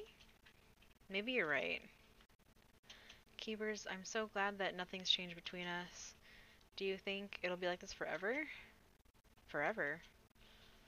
If I'm honest to myself, there's no telling where we'll each end up for college or after that. So it wouldn't be fair for me to make any promises. But, well, I hope so. It's been this long already, hasn't it? Right? I can't imagine you ever changing, so my hopes are up.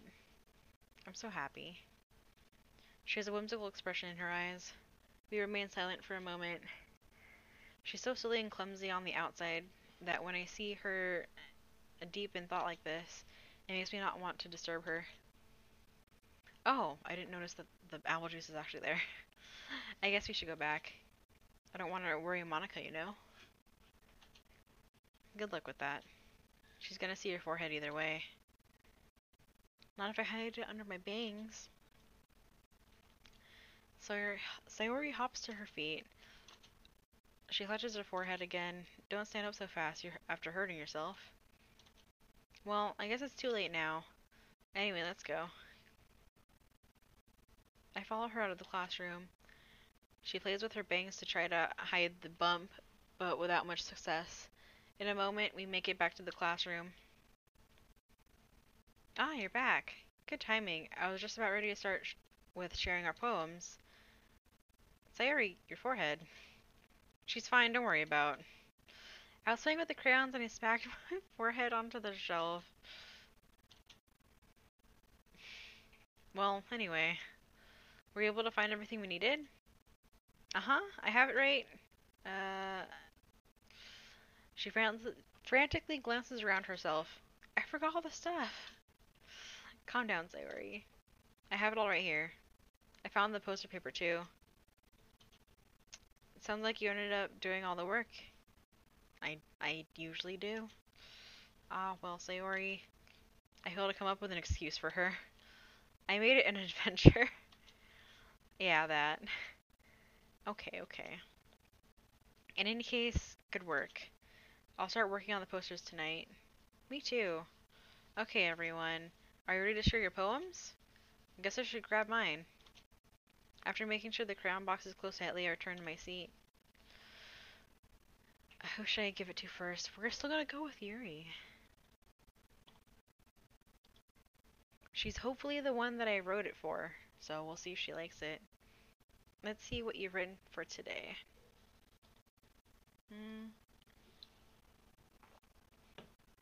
Well done. Your skills are already improving. Really? Thanks, Yuri. Coming from you, that means a lot. Eh? It's nothing. I'm just happy to help inspire fellow writers. I know you're new to this, so don't worry so much if it seems like you can't get your poem to feel perfect. You don't need to be afraid to be a little more daring. Metaphors can go a long way. Don't feel like you need to work your brain like turning a bunch of gears. Try letting your mind wander through your feelings, and write down the feelings you see and hear. That's one way to truly enable your reader to see into your mind. With like a third eye kind of thing, you know. Shh. It's a very intimate exercise. I see. That's a certain that is that's certainly an interesting technique. Excuse me. Thank you for sharing. I have well, an example of that if you'd like to read it. Of course. Is this the poem you wrote for today? She nods timidly and hands me her poem. Oh god. The raccoon. It happened in the dead of night while I was slicing bread for a guilty snack. My attention was caught by the scuttering of a raccoon outside my window. That was, I believe, the first time I noticed my strange tendencies as an unordinary human. I gave the raccoon a piece of bread, my subconscious well aware of the consequences. Well aware that a raccoon that is fed will always come back for more. The enticing beauty of my cutting knife was the symptom. The bread, my hungry curiosity. The raccoon, my urge. An urge. The enticing beauty of my cutting knife was a symptom. The enticing beauty of my cutting knife was a symptom. Wait, what is she talking about? Okay. The moon The moon increments its phase and reflects that much more light off of my cutting knife. The very same light that glistens in the eyes of my raccoon friend. I slice the bread, fresh and soft. The raccoon becomes excited. She's cutting herself. Or perhaps I'm merely projecting my emotions onto the newly satisfied animal. The raccoon has taken to following me. You could say that we've gotten quite used to each other. The raccoon becomes hungry more and more frequently, so my bread is always handy. Every time I brandish my cutting knife, the raccoon shows its excitement. A rush of blood. Classic Pavlovian conditioning. I slice the bread, and I feed myself again.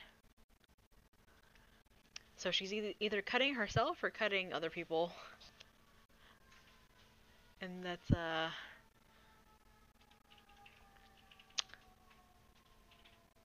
That's great. I was a little more daring with this one than yesterday's. I can see that. It's a lot more metaphorical. I don't know if it's my fault, but I can begin to imagine what this poem's about. That's right. It's a bit closer to my preferred writing style, using the poem as a canvas to express vivid imagery and conveying emotions through them. Yeah, if I take it at face value, then I can't even figure out what it's supposed to mean. Well, I think it's something that different people can relate to in their own way. I wanted to express that the way it feels for me to indulge in my more unusual hobbies. It's those sorts of things I'm usually forced to keep to myself. So I sometimes enjoy writing about them. Why do you keep yourself? Why do you keep them to yourself? Because they're embarrassing, and people would make fun of me. Don't you have anything like that? Well, yeah, I guess I do. I feel like everyone has a little something like that. The best we can do is just respect each other and our individualities, even if it's difficult sometimes and some things make us uncomfortable. After all, if I had learned if I hadn't learned to embrace my own weirdness, I would probably hate myself. I might be ranting a little bit now, but I'm glad that you're a good listener. Who should I show my poem to next? I think we're gonna do it in the same order that I've been doing it, just because uh, it feels right. So we'll do Natsuki next.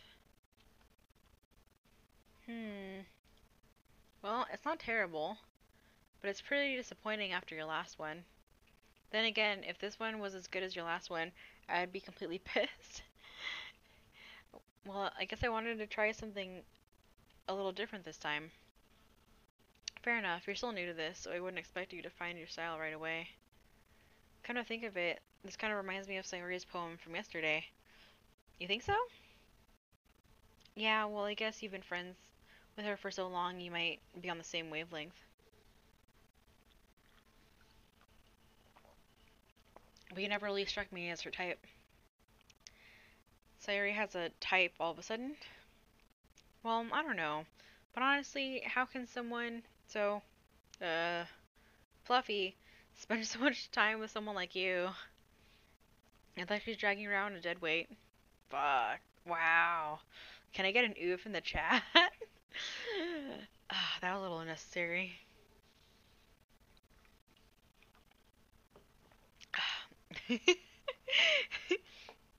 But think of it this way, if it weren't for me, she would probably just fly away like letting go of a balloon. Uh, you can you could say we each take care of each other in our own way.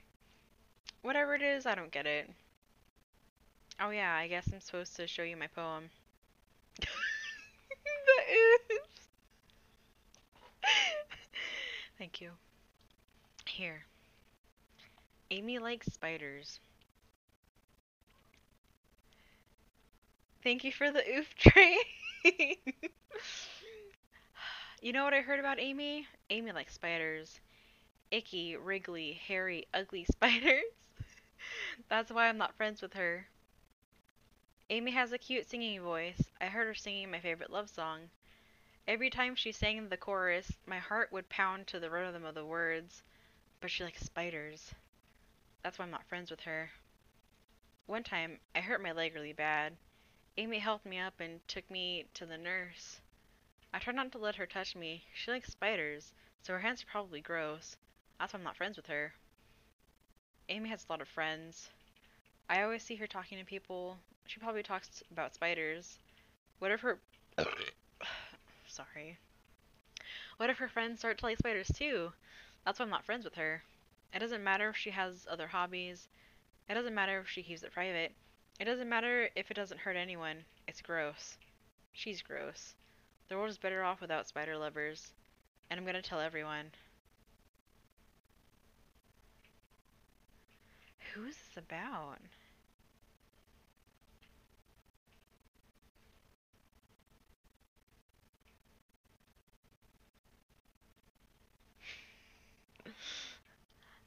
you up, Regina. I like being gross.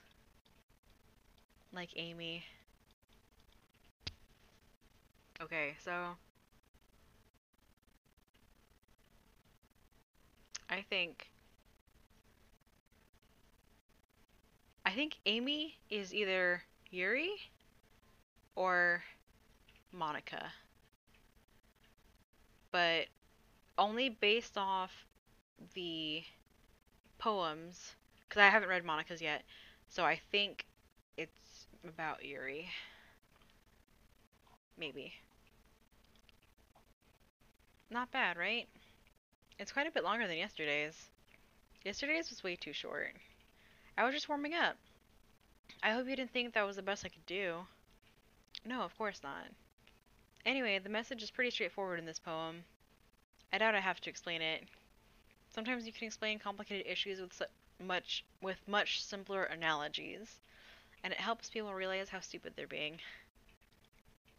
Like anyone would agree that the subject of this poem is an ignorant jerk. Okay, yeah, it's about her. Of course, it's about how everyone thinks my. That doesn't matter. It can be about anything. I wrote it to be easy to relate to. Everyone has some kind of weird hobby or a guilty pleasure. Something that you're afraid if people find out, they'd make fun of you or think less of you. But that just makes people stupid. Who cares what someone likes as long as they're not hurting anyone and it makes them happy? I think people really need to learn to respect others for liking weird things. Huh, that's funny. Yuri wrote about something similar today. Huh? Did you say Yuri? Yeah. She said her poem was about an unusual hobby of hers. I didn't really get it, but she said something similar to you. That people shouldn't make each other feel insecure about these things. Really? Well, I mean, Yuri's pretty weird, so I wouldn't doubt that she has some weird hobbies. Not that there's anything wrong with that. Uh, it's not like I would judge her or anything. Natsuki has trouble finding words. I guess I should try not to be so mean to her. If she feels insecure about her weird behaviors and stuff, I mean, I always hate people who make me feel insecure. And Yuri made me feel insecure yesterday. But the way you put it, it sounds like she's learned her lesson. Well, I would say so. Even if her writing style is really different, I'm sure she'll appreciate the message in your poem. It's what I do best, after all. I don't like writing unless there's a good message to take away from it. Like conveying emotions is important, but I want to make people think, not just feel. Remember that. I'm gonna write a good one for tomorrow, too, so look forward to it. Okay, let's do Monica. Hi again. How's the writing going? Alright, I guess. I'll take that. As long as it's not going to be bad. I'm happy that you're applying yourself. Maybe soon you'll come up with a masterpiece. I wouldn't count on that. You never know. Want to share what you wrote today? Sure, here you go. And give it to her. Alright. It's pretty good. It makes me think of Sayori, like the other one that you wrote. What, really? You two are like the dynamic duo. That's kind of exaggerating it. Yeah, probably. But you do spend a lot of time with her even in this club, don't you? Then again, I don't blame you for being a little shy. I'm not shy. It's just... I'm just teasing. I know it takes a bit of time to make friends with everyone, but Yuri and Natsuki are super interesting people, so don't be afraid to give them their share of time. And you can talk to me every now and then, too. I'm not, like, unapproachable or anything, am I? No, it's not that. I'm still just getting used to being here, that's all. Yeah. I'm sorry if I was putting pressure on you or something. I really didn't mean it like that.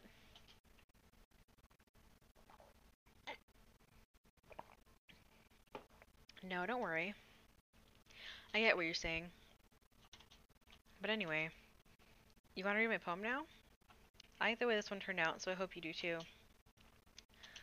Okay. Oh god. Save me. The colors, they won't stop. Bright, beautiful colors, flashing, expanding, piercing. Red, green, blue. An endless cacophony of meaningless noise. The noise, it won't stop. Violent, grating waveforms, squeaking, screeching, piercing. Sine, cosine, tangent. Like playing a chalkboard on a turntable. Like playing a vinyl on a pizza crust. An endless poem of meaninglessness. Meaningless? Of meaningless? An endless poem of meaningless? Load me?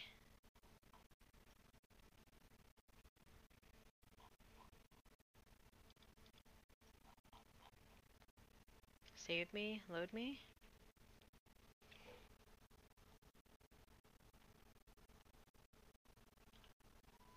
Hi, Tiger.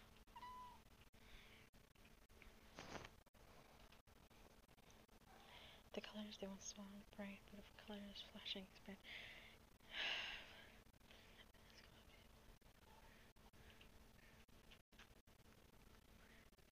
Squeaking, screeching, piercing. Like playing a chalkboard on a turntable?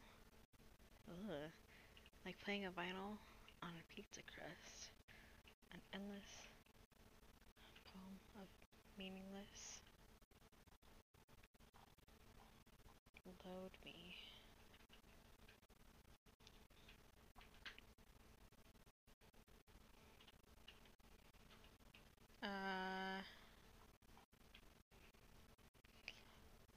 So does she get, like, tortured at home? Is that what this is? She gets tortured, huh? Or something like that. Like maybe like she's tortured by like her dad.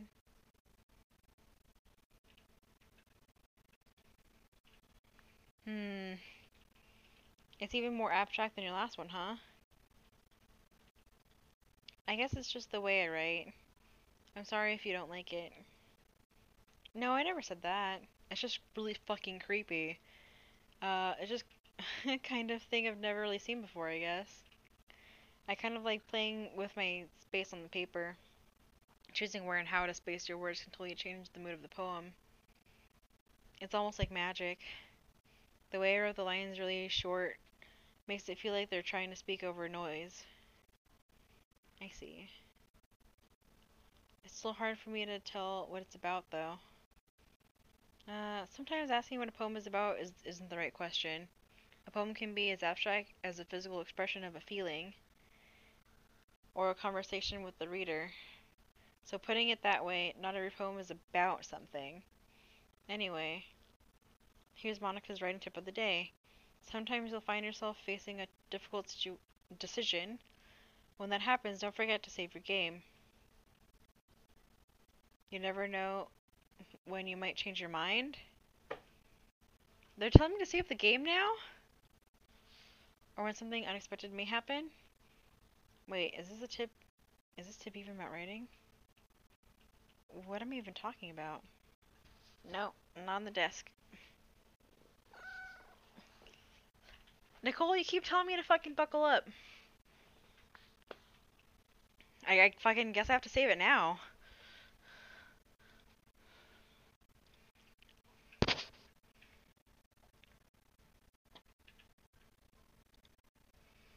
What am I even talking about? That's my advice for today. Thanks for listening.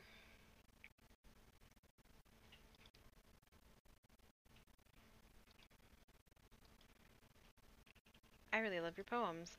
I can't believe you've been hiding these from me. Now I have fucking cat fur on my shit. God. I'm not hiding anything. But your poems are so good. Yesterday's and this one too. You can't tell me you haven't done this before. I mean, you're really the only one who feels that way, so... Hmm? No way. Not even Natsuki?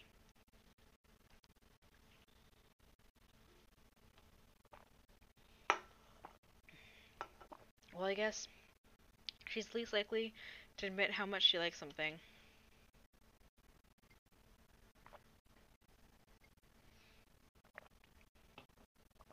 But I don't think it's that. What do you mean? Well, I guess I'll be honest about it. It's a lot easier to write poems when I'm thinking about you. Wait, what? Eh? Well, what? Stop thinking weird things, idiot. I just mean that you're really expressive. You're a really expressive person, I guess. How am I supposed to write poems about my own stupid life? But you somehow make everything in your life an adventure.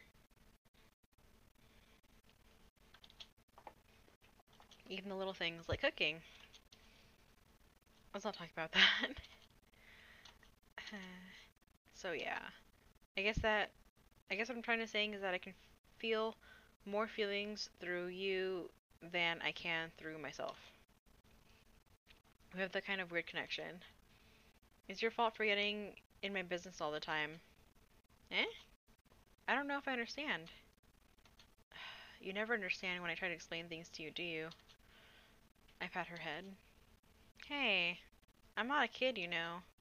Are you sure about that? Maybe. She starts fiddling with her pencil between her hands. Hey, keepers, will you give me your poem? I kind of want to keep it. Huh? Why?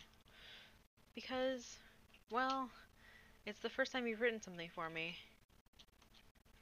Hmm? Wait.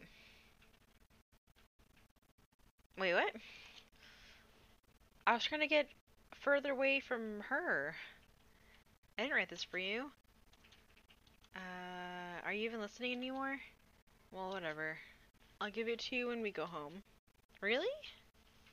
Snap? What? Oh, the pencil? I broke my pencil? She hastily bends down to pick up the piece she dropped, but being inattentive to her surroundings, she bumps right into me. Sorry. It's fine, it's fine. I'll get it for you. I bend down and pick up the broken pencil. She clutches the desk beside her to support herself, knees shaking. I'm a little clumsy today. Let's sit down, Sayori. Yeah. I grab her arm and help her sit at the desk. Anyway, I still haven't read your poem. Oh? Sorry, I forgot about that. But it's not as good as yours. Don't worry. I'm sure I'll like it. Bottles.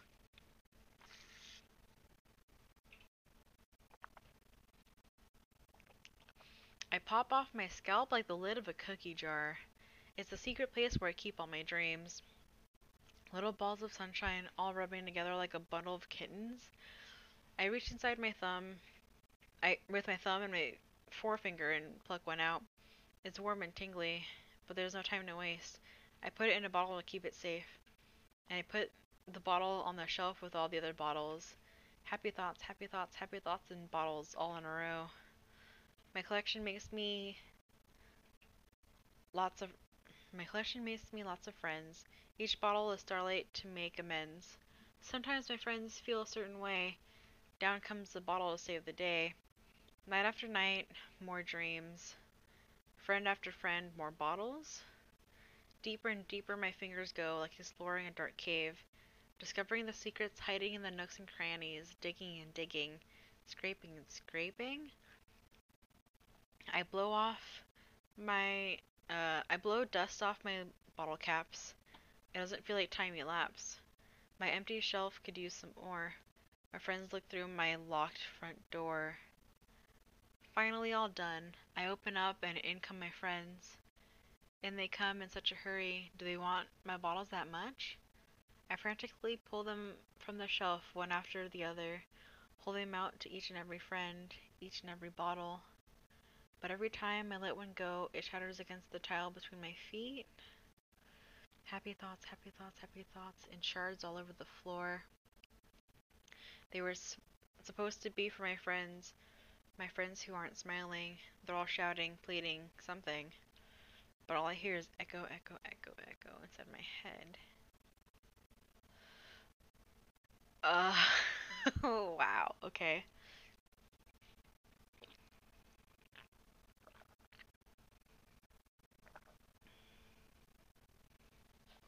Okay, so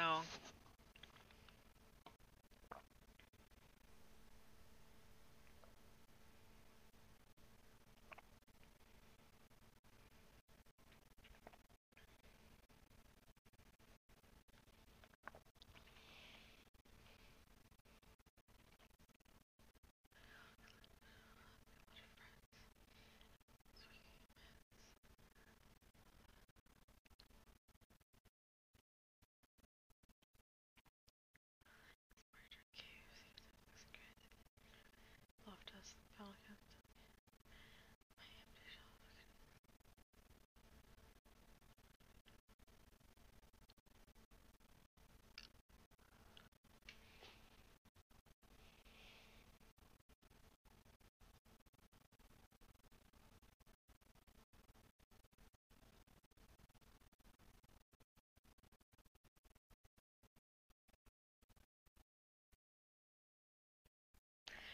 All I can think of is like the spoon analogy where like, if you have like 10 spoons, which are like, oh my God.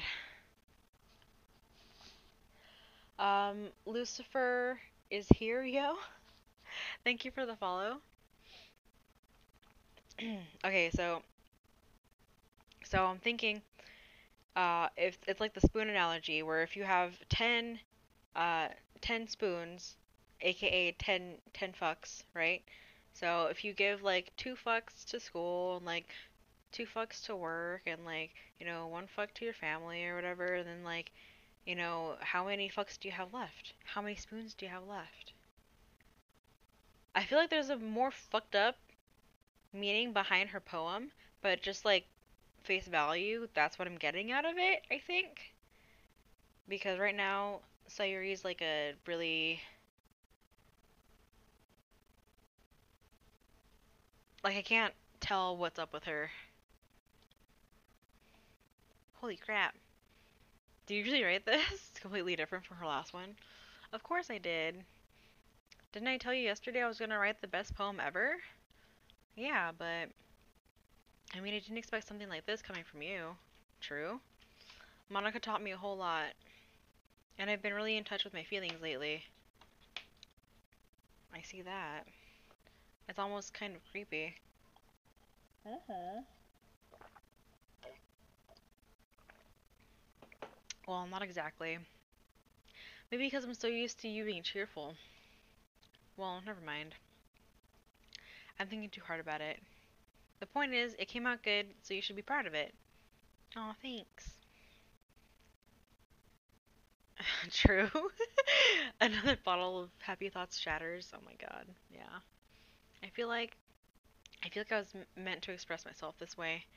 It it even helps me understand my own feelings a little bit better. Writing is like magic. You've gotten pretty passionate about this, huh? I hope you keep it up. Yeah. Writing's the best. I'm gonna keep writing until I die. Which is tomorrow. I don't know. Don't get ahead of yourself. She's always had a habit of getting obsessed with something before dropping it no more than a week later. That sounds familiar. I wonder if this is one of those times. But seeing the passion in her eyes makes it hard for me to be pessimistic. Okay, everyone. We're all done reading each other's poems, right? I have something extra planned today, so if everyone could come sit at the front of the room. Is this about the festival? Well, sort of. Do we really have to do something for the festival? It's not like we can put together anything good in just a few days. We'll just end up embarrassing ourselves instead of getting any new members. That's a concern of mine as well. I don't really do well with last minute preparations. Don't worry so much. We're going to keep it simple, okay? We don't need much more than a few decorations. Sayori's been working on posters and I've designed some pamphlets we can give out during the event. Okay, that's great and all, but that doesn't tell us what we're actually doing or going to be doing for the event. Ah, sorry. I thought you heard about it already. We're going to be performing. Performing? Puh. Monica? Yeah, we're going to be having a poetry performance. Each of us are going to choose a poem to recite during the event. But the cool part is, we're also going to let anyone else come up and recite poems too.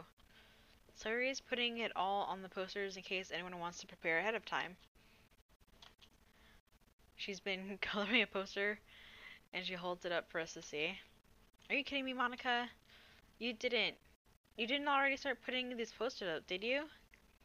Well, I did. Do you really think it's that bad of an idea? Well, no.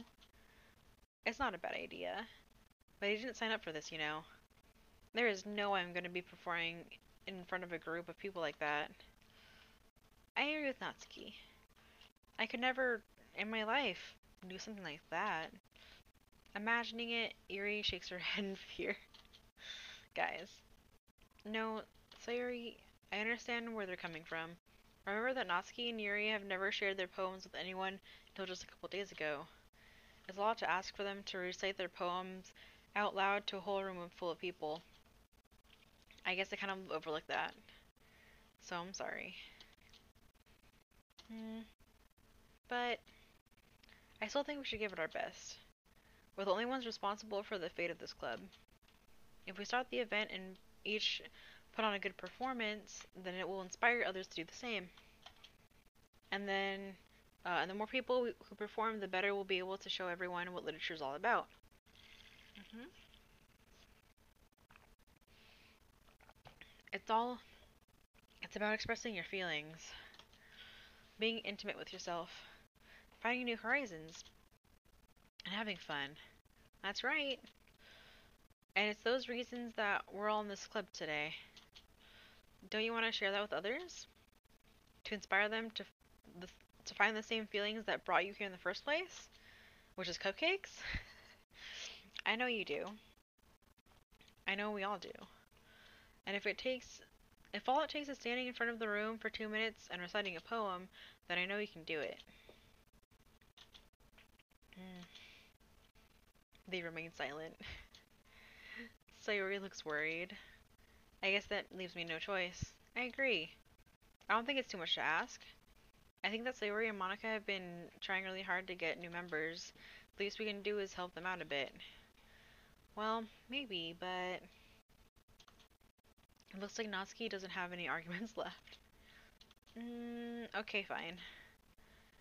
I guess I'll just have to get it over with. Alright. Phew. Thanks, Natsuki. What about you, Yuri? She dejectedly glances around at everyone else's expectant faces. I guess I don't really have a choice. That's everyone. You're the best, Yuri. This club is seriously going to be the death of me. Seriously? Oh gosh. You'll be fine, Yuri. But anyway, let's move on to the main event. I want each of you to choose a poem of yours. We're going to practice reciting them in front of each other. No way! Monica! This is too sudden. Well, if you can't recite your poem in front of the club, how do you expect to do it in front of strangers? Oh no. Don't worry. I'll start off to help everyone feel a little more comfortable. Can I go next? Of course. Now let's see. She flips through her notebook to the specific poem she has in mind for herself. She then stands behind the podium. The title of the poem is The Way They Fly. She begins reciting her poem. Her clear, confident voice fills the room. More than that, her inflection is pristine. She knows exactly how to apply emotion behind each line she recites, bringing the words to life. Is this something she's done before, or is she simply unnatural? I glance around me. Everyone has their faces, has their eyes on Monica. Sayori looks amazed. Yuri has an intense expression on her face that I don't understand. Finally, Monica finishes the recitation. The four of us applaud. Monica takes a breath and smiles. That was so good, Monica. Thank you very much. I was just hoping to set a good example. Are you ready to go next? I'll go next. Yuri's fired up all of a sudden? Yuri clutches a sheet of paper between her hands and stands up. Keeping her head down, she walks quickly over to the podium. This poem is called? Yuri anxiously glances at each of us. You can do it, Yuri. It's called After Image of a Crimson Eye. Oh, those are the words I need to put in the poem for her. Okay. Yuri's voice shakes as she starts reading the poem. Just a moment ago, she practically refused to do this. Why is she suddenly putting in so much effort? As Yuri gets past the first couple of lines, her voice changes. It's almost like what happens when Yuri gets absorbed into her books. Her quivering words transform into the sharp syllables of a fierce and confident woman. The poem is full of twists and turns in its structure that she enunciates with perfect timing. This must be a rare glimpse into the whirling fire Yuri keeps concealed in her head. Kind of reminds me of like Mars.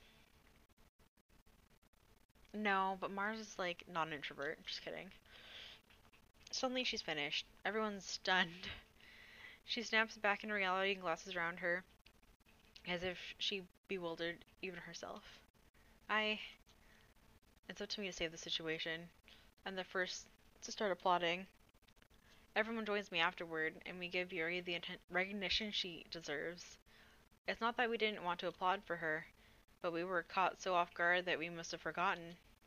As we applaud, she holds the poem to her chest and rushes back into her seat. Yuri, that was really good.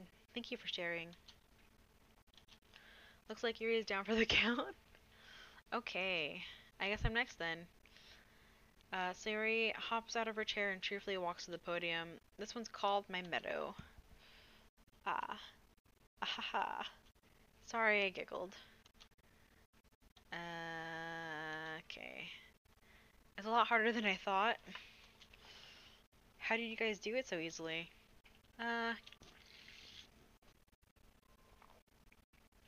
Try not to think of it like you're reciting to other people. Imagine you're reciting it to yourself, like in front of a mirror or in your own head. It's your poem, so it'll come out the best that way. I see. Okay then. She begins her poem.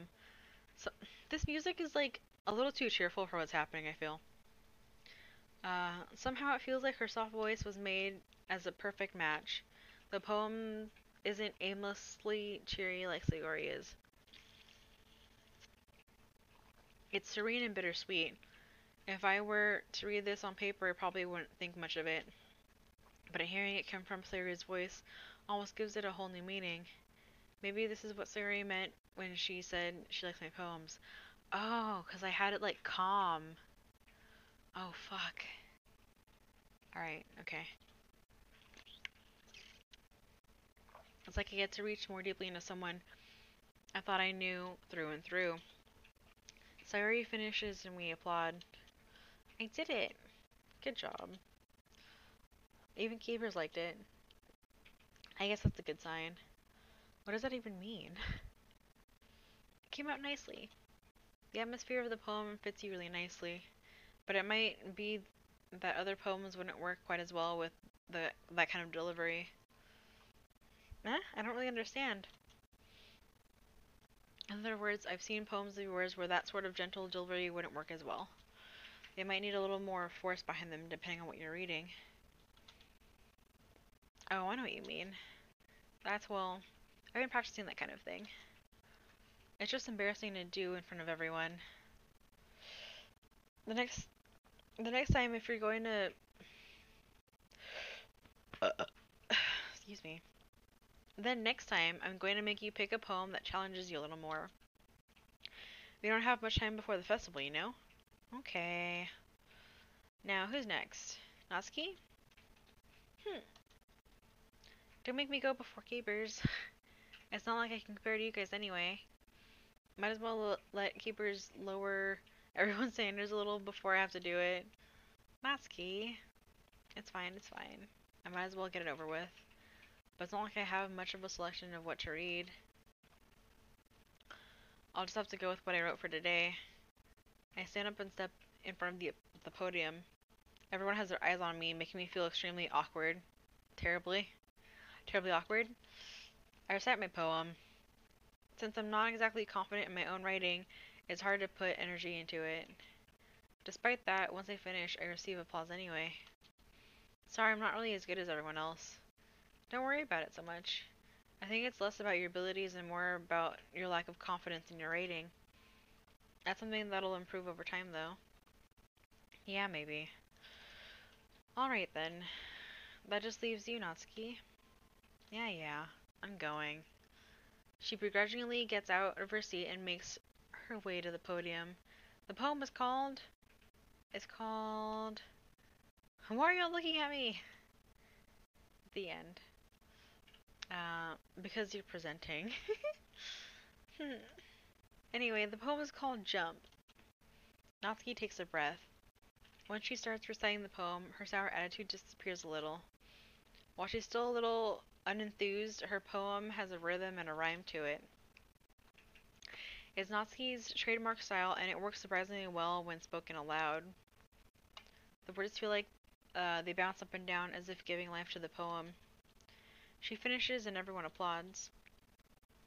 She huffs back to her seat. That wasn't so bad, was it? Easy for you to say.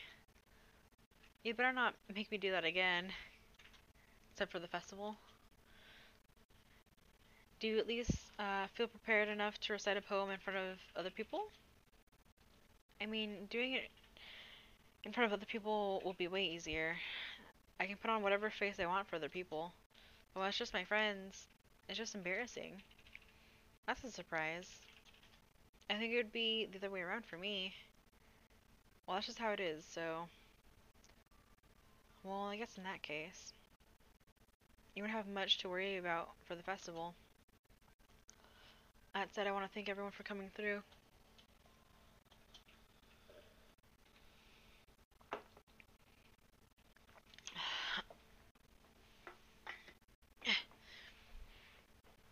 It might be hard. The game glitched on me. Are you serious? Yeah. Like, I couldn't fire my gun. It's the worst. You're playing it on launch! Yep. True. It might be hard, but I hope that you all have an idea of what it's like now.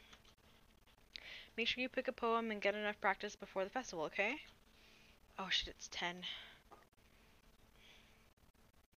Excuse me.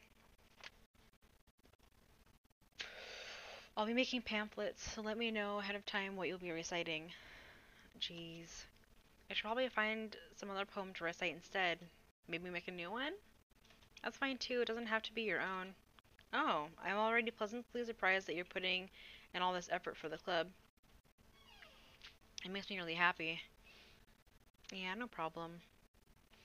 Okay, everyone. I think that's about it for today. I know the festival's coming up, but let's try to write poems for tomorrow as well. It's been working out really nicely so far, so I'd like to continue that. As for the festival, we'll finish planning tomorrow, and then we'll have the weekend to prepare. Monday's a big day. I can't wait. I can do this. I can do this. Alright. I stand up. There's no way I'll be able to find the same enthusiasm as Sayori and Monica, but I'll do my best to get through it. It was for the sake of the club and impressing Monica. I care about Monica? Then I'll have to do my best. Ready to go? Yep. Look at you two, always going home together like that. So adorable. It's kind of adorable, isn't it? Jeez, guys. Don't make such a big deal out of it. It must be a little nice, though. Well, how am I supposed to respond to that? It's okay, you don't have to say it. Whatever, let's go already. That's good. I walk home with her once more. Even though it's only been a few days, a lot of things have already changed. But today, Sayori's is being a little quieter than usual on the way home. Hey. Sorry, I was spacing out. No wonder. I was thinking about something from earlier. I like how we get to... I mean... She fumbles with her words. So let's just Say that one day Yuri asked to walk home with you. Huh? What would you do? What kind of question is that? You're kind of putting me on the spot here. Well, okay, we're gonna save. We're gonna save here.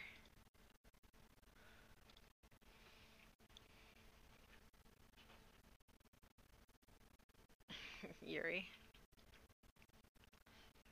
Walking home with Yuri, huh? Why does the thought of that make my heart pound?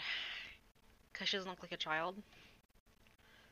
I mean, given how hard it is for her to socialize, I would feel awful turning her down, so... Isn't she so beautiful and smart? Yeah. And creepy? That has nothing to do with what I just said. You admitted it. Jeez. There's not even any point in speculating something that's never going to happen. Well, maybe. But I just like to think about it. It's not long before you won't need me anymore, you know? Need you? Sorry. I can't figure out how you're seeing things in your head right now. Sorry. Everyone's different. Nobody in the club is a replacement for you. Aw. Hmm. If you say so. The conversation trails off and I'm left feeling awkward. But it was kind of her fault for trapping me in such a weird question.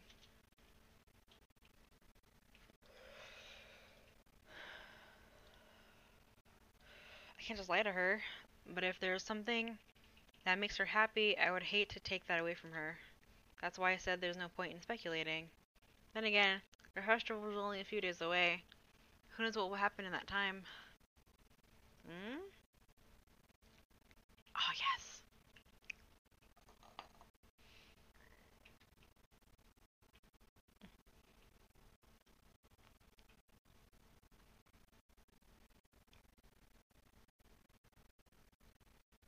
Okay, so Yuri's like actual like goth words. So let's go for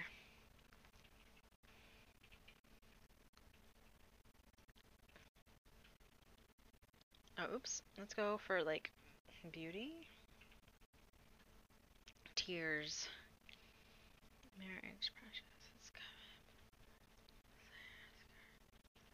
More graveyard, I think. I'm gonna keep that image of like the woman in the nightgown in the graveyard with, the moon and like clouds and shit and like fireflies.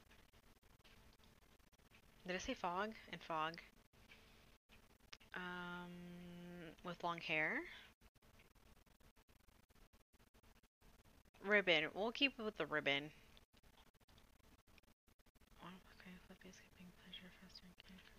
Crimson. She likes crimson. Crimson ribbon. Entropy. Breath. Breathe. Breathe.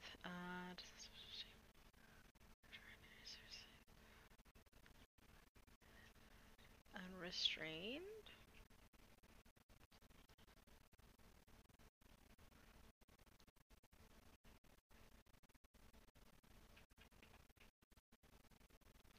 Agonizing sounds pretty dark.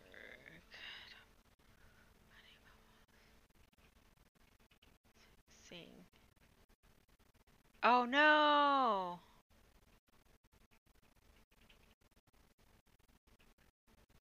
Wait, does them jumping really high go with these? Fuck. Okay. Grief? No! Fuck. Tragedy. Rose is crimson. Fuck! Requested your cyberpunk refund? Oh no, Matt, what happened? Ooh. Oh shit.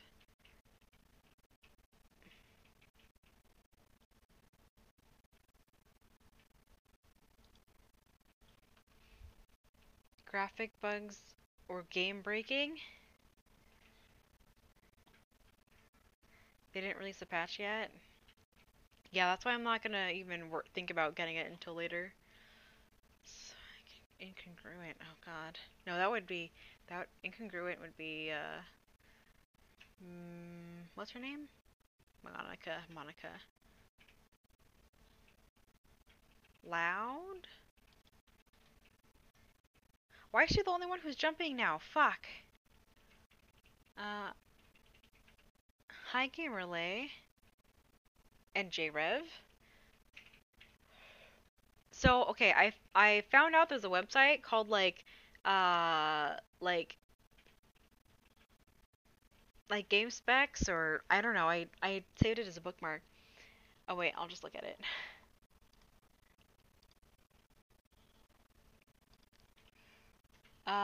System requirements.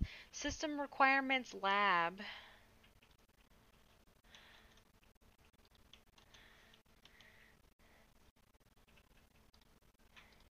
And oops. And and they tell you if you can run shit. Okay. All right, Matt. See you later. I'm the one that just randomly clicked any of the words. Did you? I don't know. Oh fuck. Okay. Let's try. Fuck. I didn't existence. Oh good. Okay. See, I think it does matter. Okay. Uh, unending. Alone. Fuck. Unstable. Unstable. Yeah. See, it does. It does. It does. It definitely does. The recommended. Oh no. Yeah, and apparently like even simple things like the DMCA club thing and like the bug where your fucking junk can clip out of your clothes, like I need that shit to be, you know,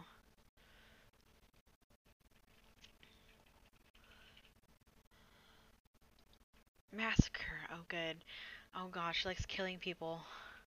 I was right. Uncontrollable?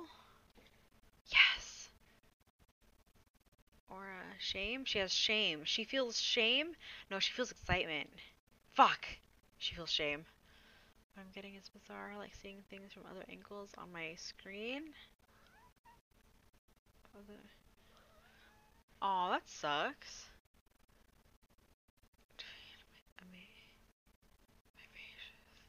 Fuck yeah. Like on the right side of my screen, I see a person, how I'm looking at them on the left side. Like, this is myself? What? Wow. Interesting. I know Vince had an issue where like there was like visual glitches like when he was in the car, but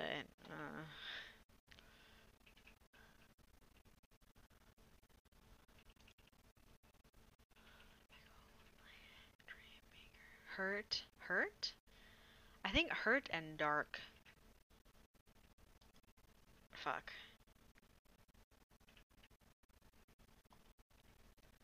Did you update your GPU drivers? I'm gonna pee before we start this new day.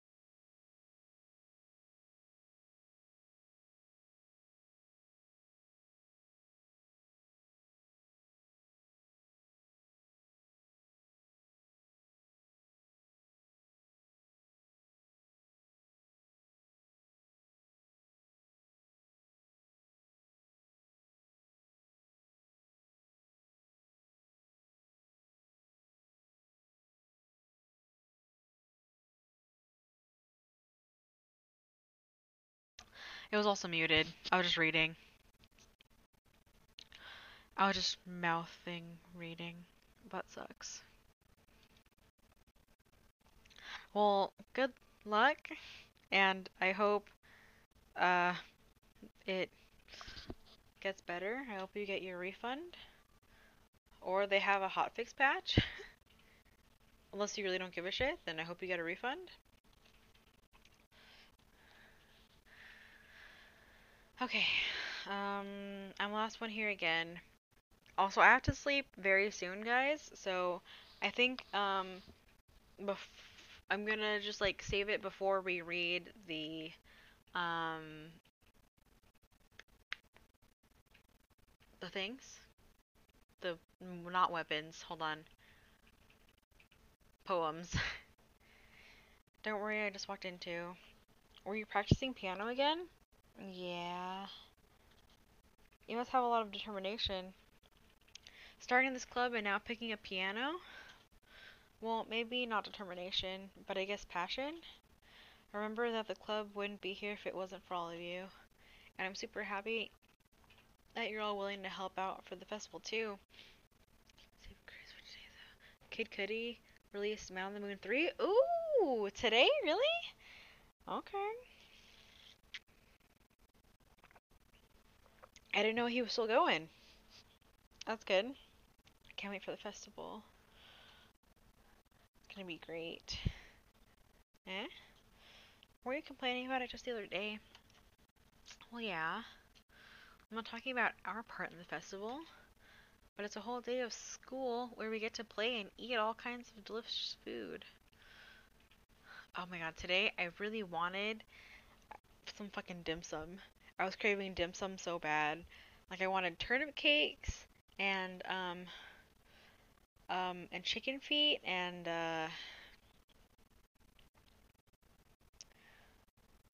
what else? Shumai. Shumai. Those are like my favorites. Oh, and like the bao. Like the barbecue pork bao. Oh my god. I want fucking dim sum so bad. But it's all just cool. We get to play and eat all kinds of delicious food. It's kind of a bit like Sayori all of a sudden. Monica, do they usually have fried squid? Squid? That's a pretty specific thing to look forward to. Oh, come on. Are you saying you don't like squid? You, of all people? I didn't say I don't like it. Besides, what do you mean by you, of all people? Because it's right in your name. Mon Ika. That's not who's my name at all.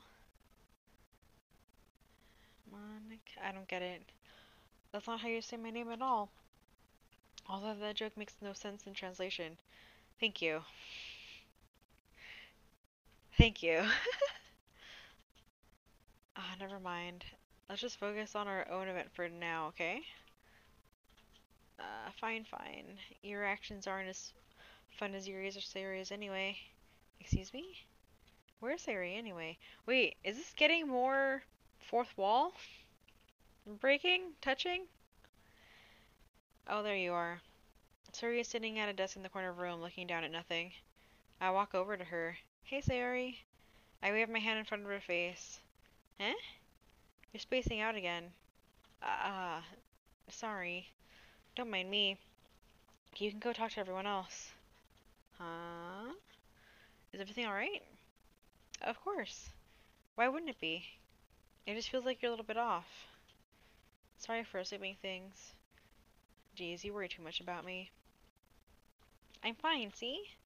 She shows me a big smile. Don't let me distract you from having fun with everyone. Well, alright.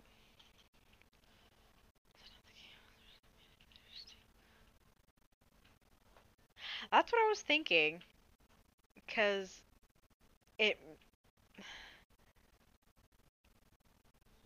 yeah, like why would they have like three panels or three or four panels of like a joke that would have to be there if it was only written in English? Like, wait, are you not supposed to read what's happening? Hello? Matt? I wickedly glanced at Sayori before turning back toward anyone else, but the conversation had already dispersed with everyone back to their usual activities. Maybe I should ask Monica if she's noticed anything about Sayori recently. Since they've been preparing for the festival, they must be spending a lot of time together. I timidly approach Monica, who's shuffling through some papers at her desk. Keepers, what's up? Hey, this might sound a little strange, but have you noticed anything up with Sayori recently? Anything up with her? In what way do you mean? Maybe I'm reading into it a little too much, but she seems a little bit downcast today. Oh, you think so? I can't say I've noticed anything about her. Monica peers across the room at Sayori, who's idly dragging a rubber eraser up and down her desk. That's like super out of character. Yeah, I'm bad at life. I just know I walked in on someone playing it. Chose the girl I liked and got told to pass up about her. I was like, well, shit. And now I look and smoke and listen to Cuddy. Okay. Oh shit, me too. Monica peers across the room at Sayori. Oh yeah. Maybe there's something on her mind, but I'm surprised I'm not the one asking you. You certainly know her a lot better than I do. Oh, thank you. Yeah, I'm starting to feel like really coarse. Yeah, but she's never really like this.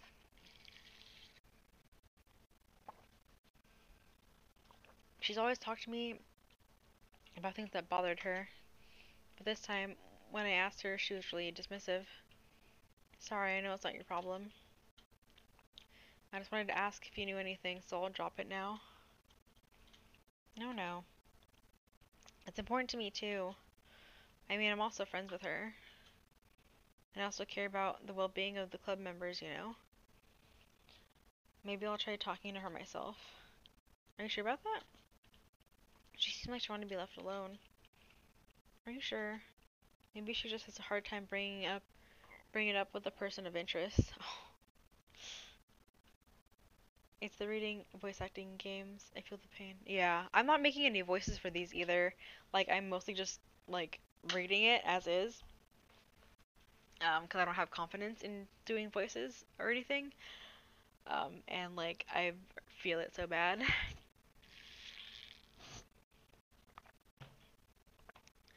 Um, person of interest? What do you mean? I'm saying that maybe the thing on her mind is you. Me? How on earth would you come to that conclusion? Well, I probably shouldn't say too much, but she talks about you more than anything else, you know? You don't need confidence to look like ass. Okay. She's been so much happier ever since you joined the club. It's like an extra light was turned on inside of her. What? No way. She's always like that. She's always been full of sunshine. It's not any different than it has always been. You're so funny. Have you thought about that maybe you've always seen her as so cheerful? Because that's just how she is when she's around you? I said too much. I'm sorry. What do I know anyway? I didn't mean to jump to conclusions, so you should just forget about what I said. I'll try to talk to her, so try not to think about it for now. Alright. She smiles meaningfully. I know she said to forget about it, but I already know that I won't be able to get her words out of my head. Monica stands up from her desk and walks across the room to where Sayori is sitting. I watch her kneel down next to her and gently talk to her, but she's keeping her voice so quiet that I can't hear her voice from here. I sigh and sit down by myself. Sit myself down. Oh my god. I know Sayori told me not to worry about her, but I have, and to have fun with everyone else.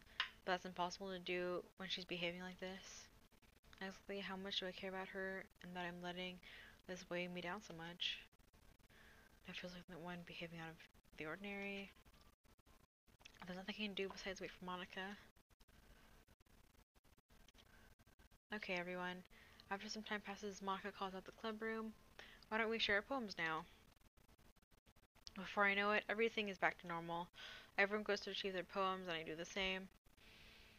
Make contact with Monica. She smiles. I wonder what she's talking about with Sayori.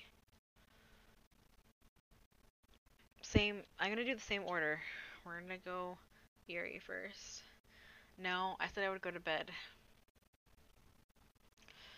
Okay. Yeah, I'm gonna go to bed.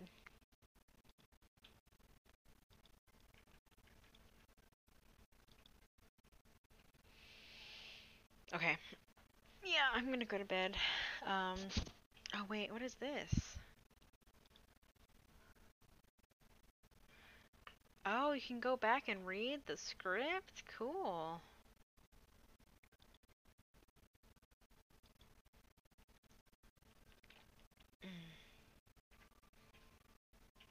Doki Doki Adventure Club.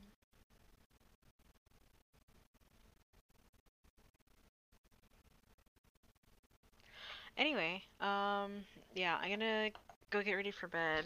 I've been sleeping too late because I've been streaming because I'm addicted. Anyway, I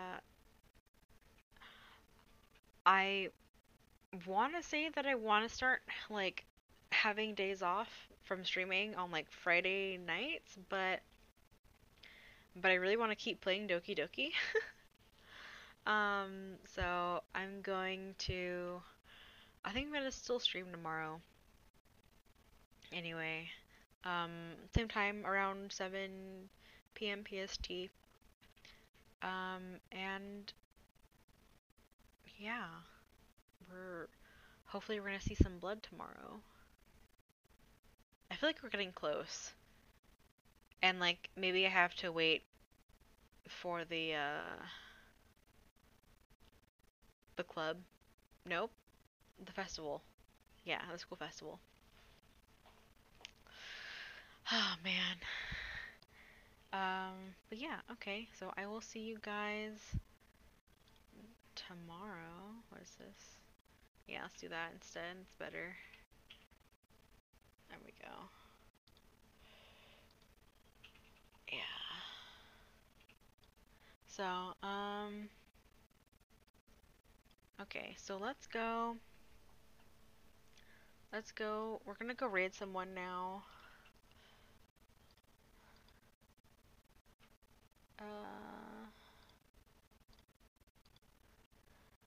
I don't honestly know if who's on.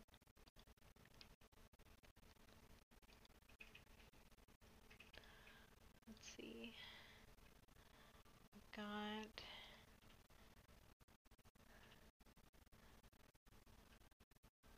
Let's see.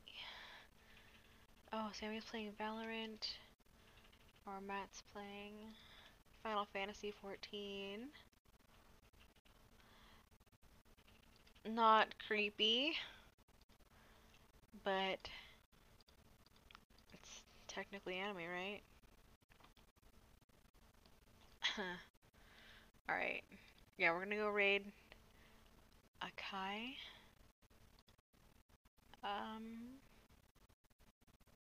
Button here. I can't find him.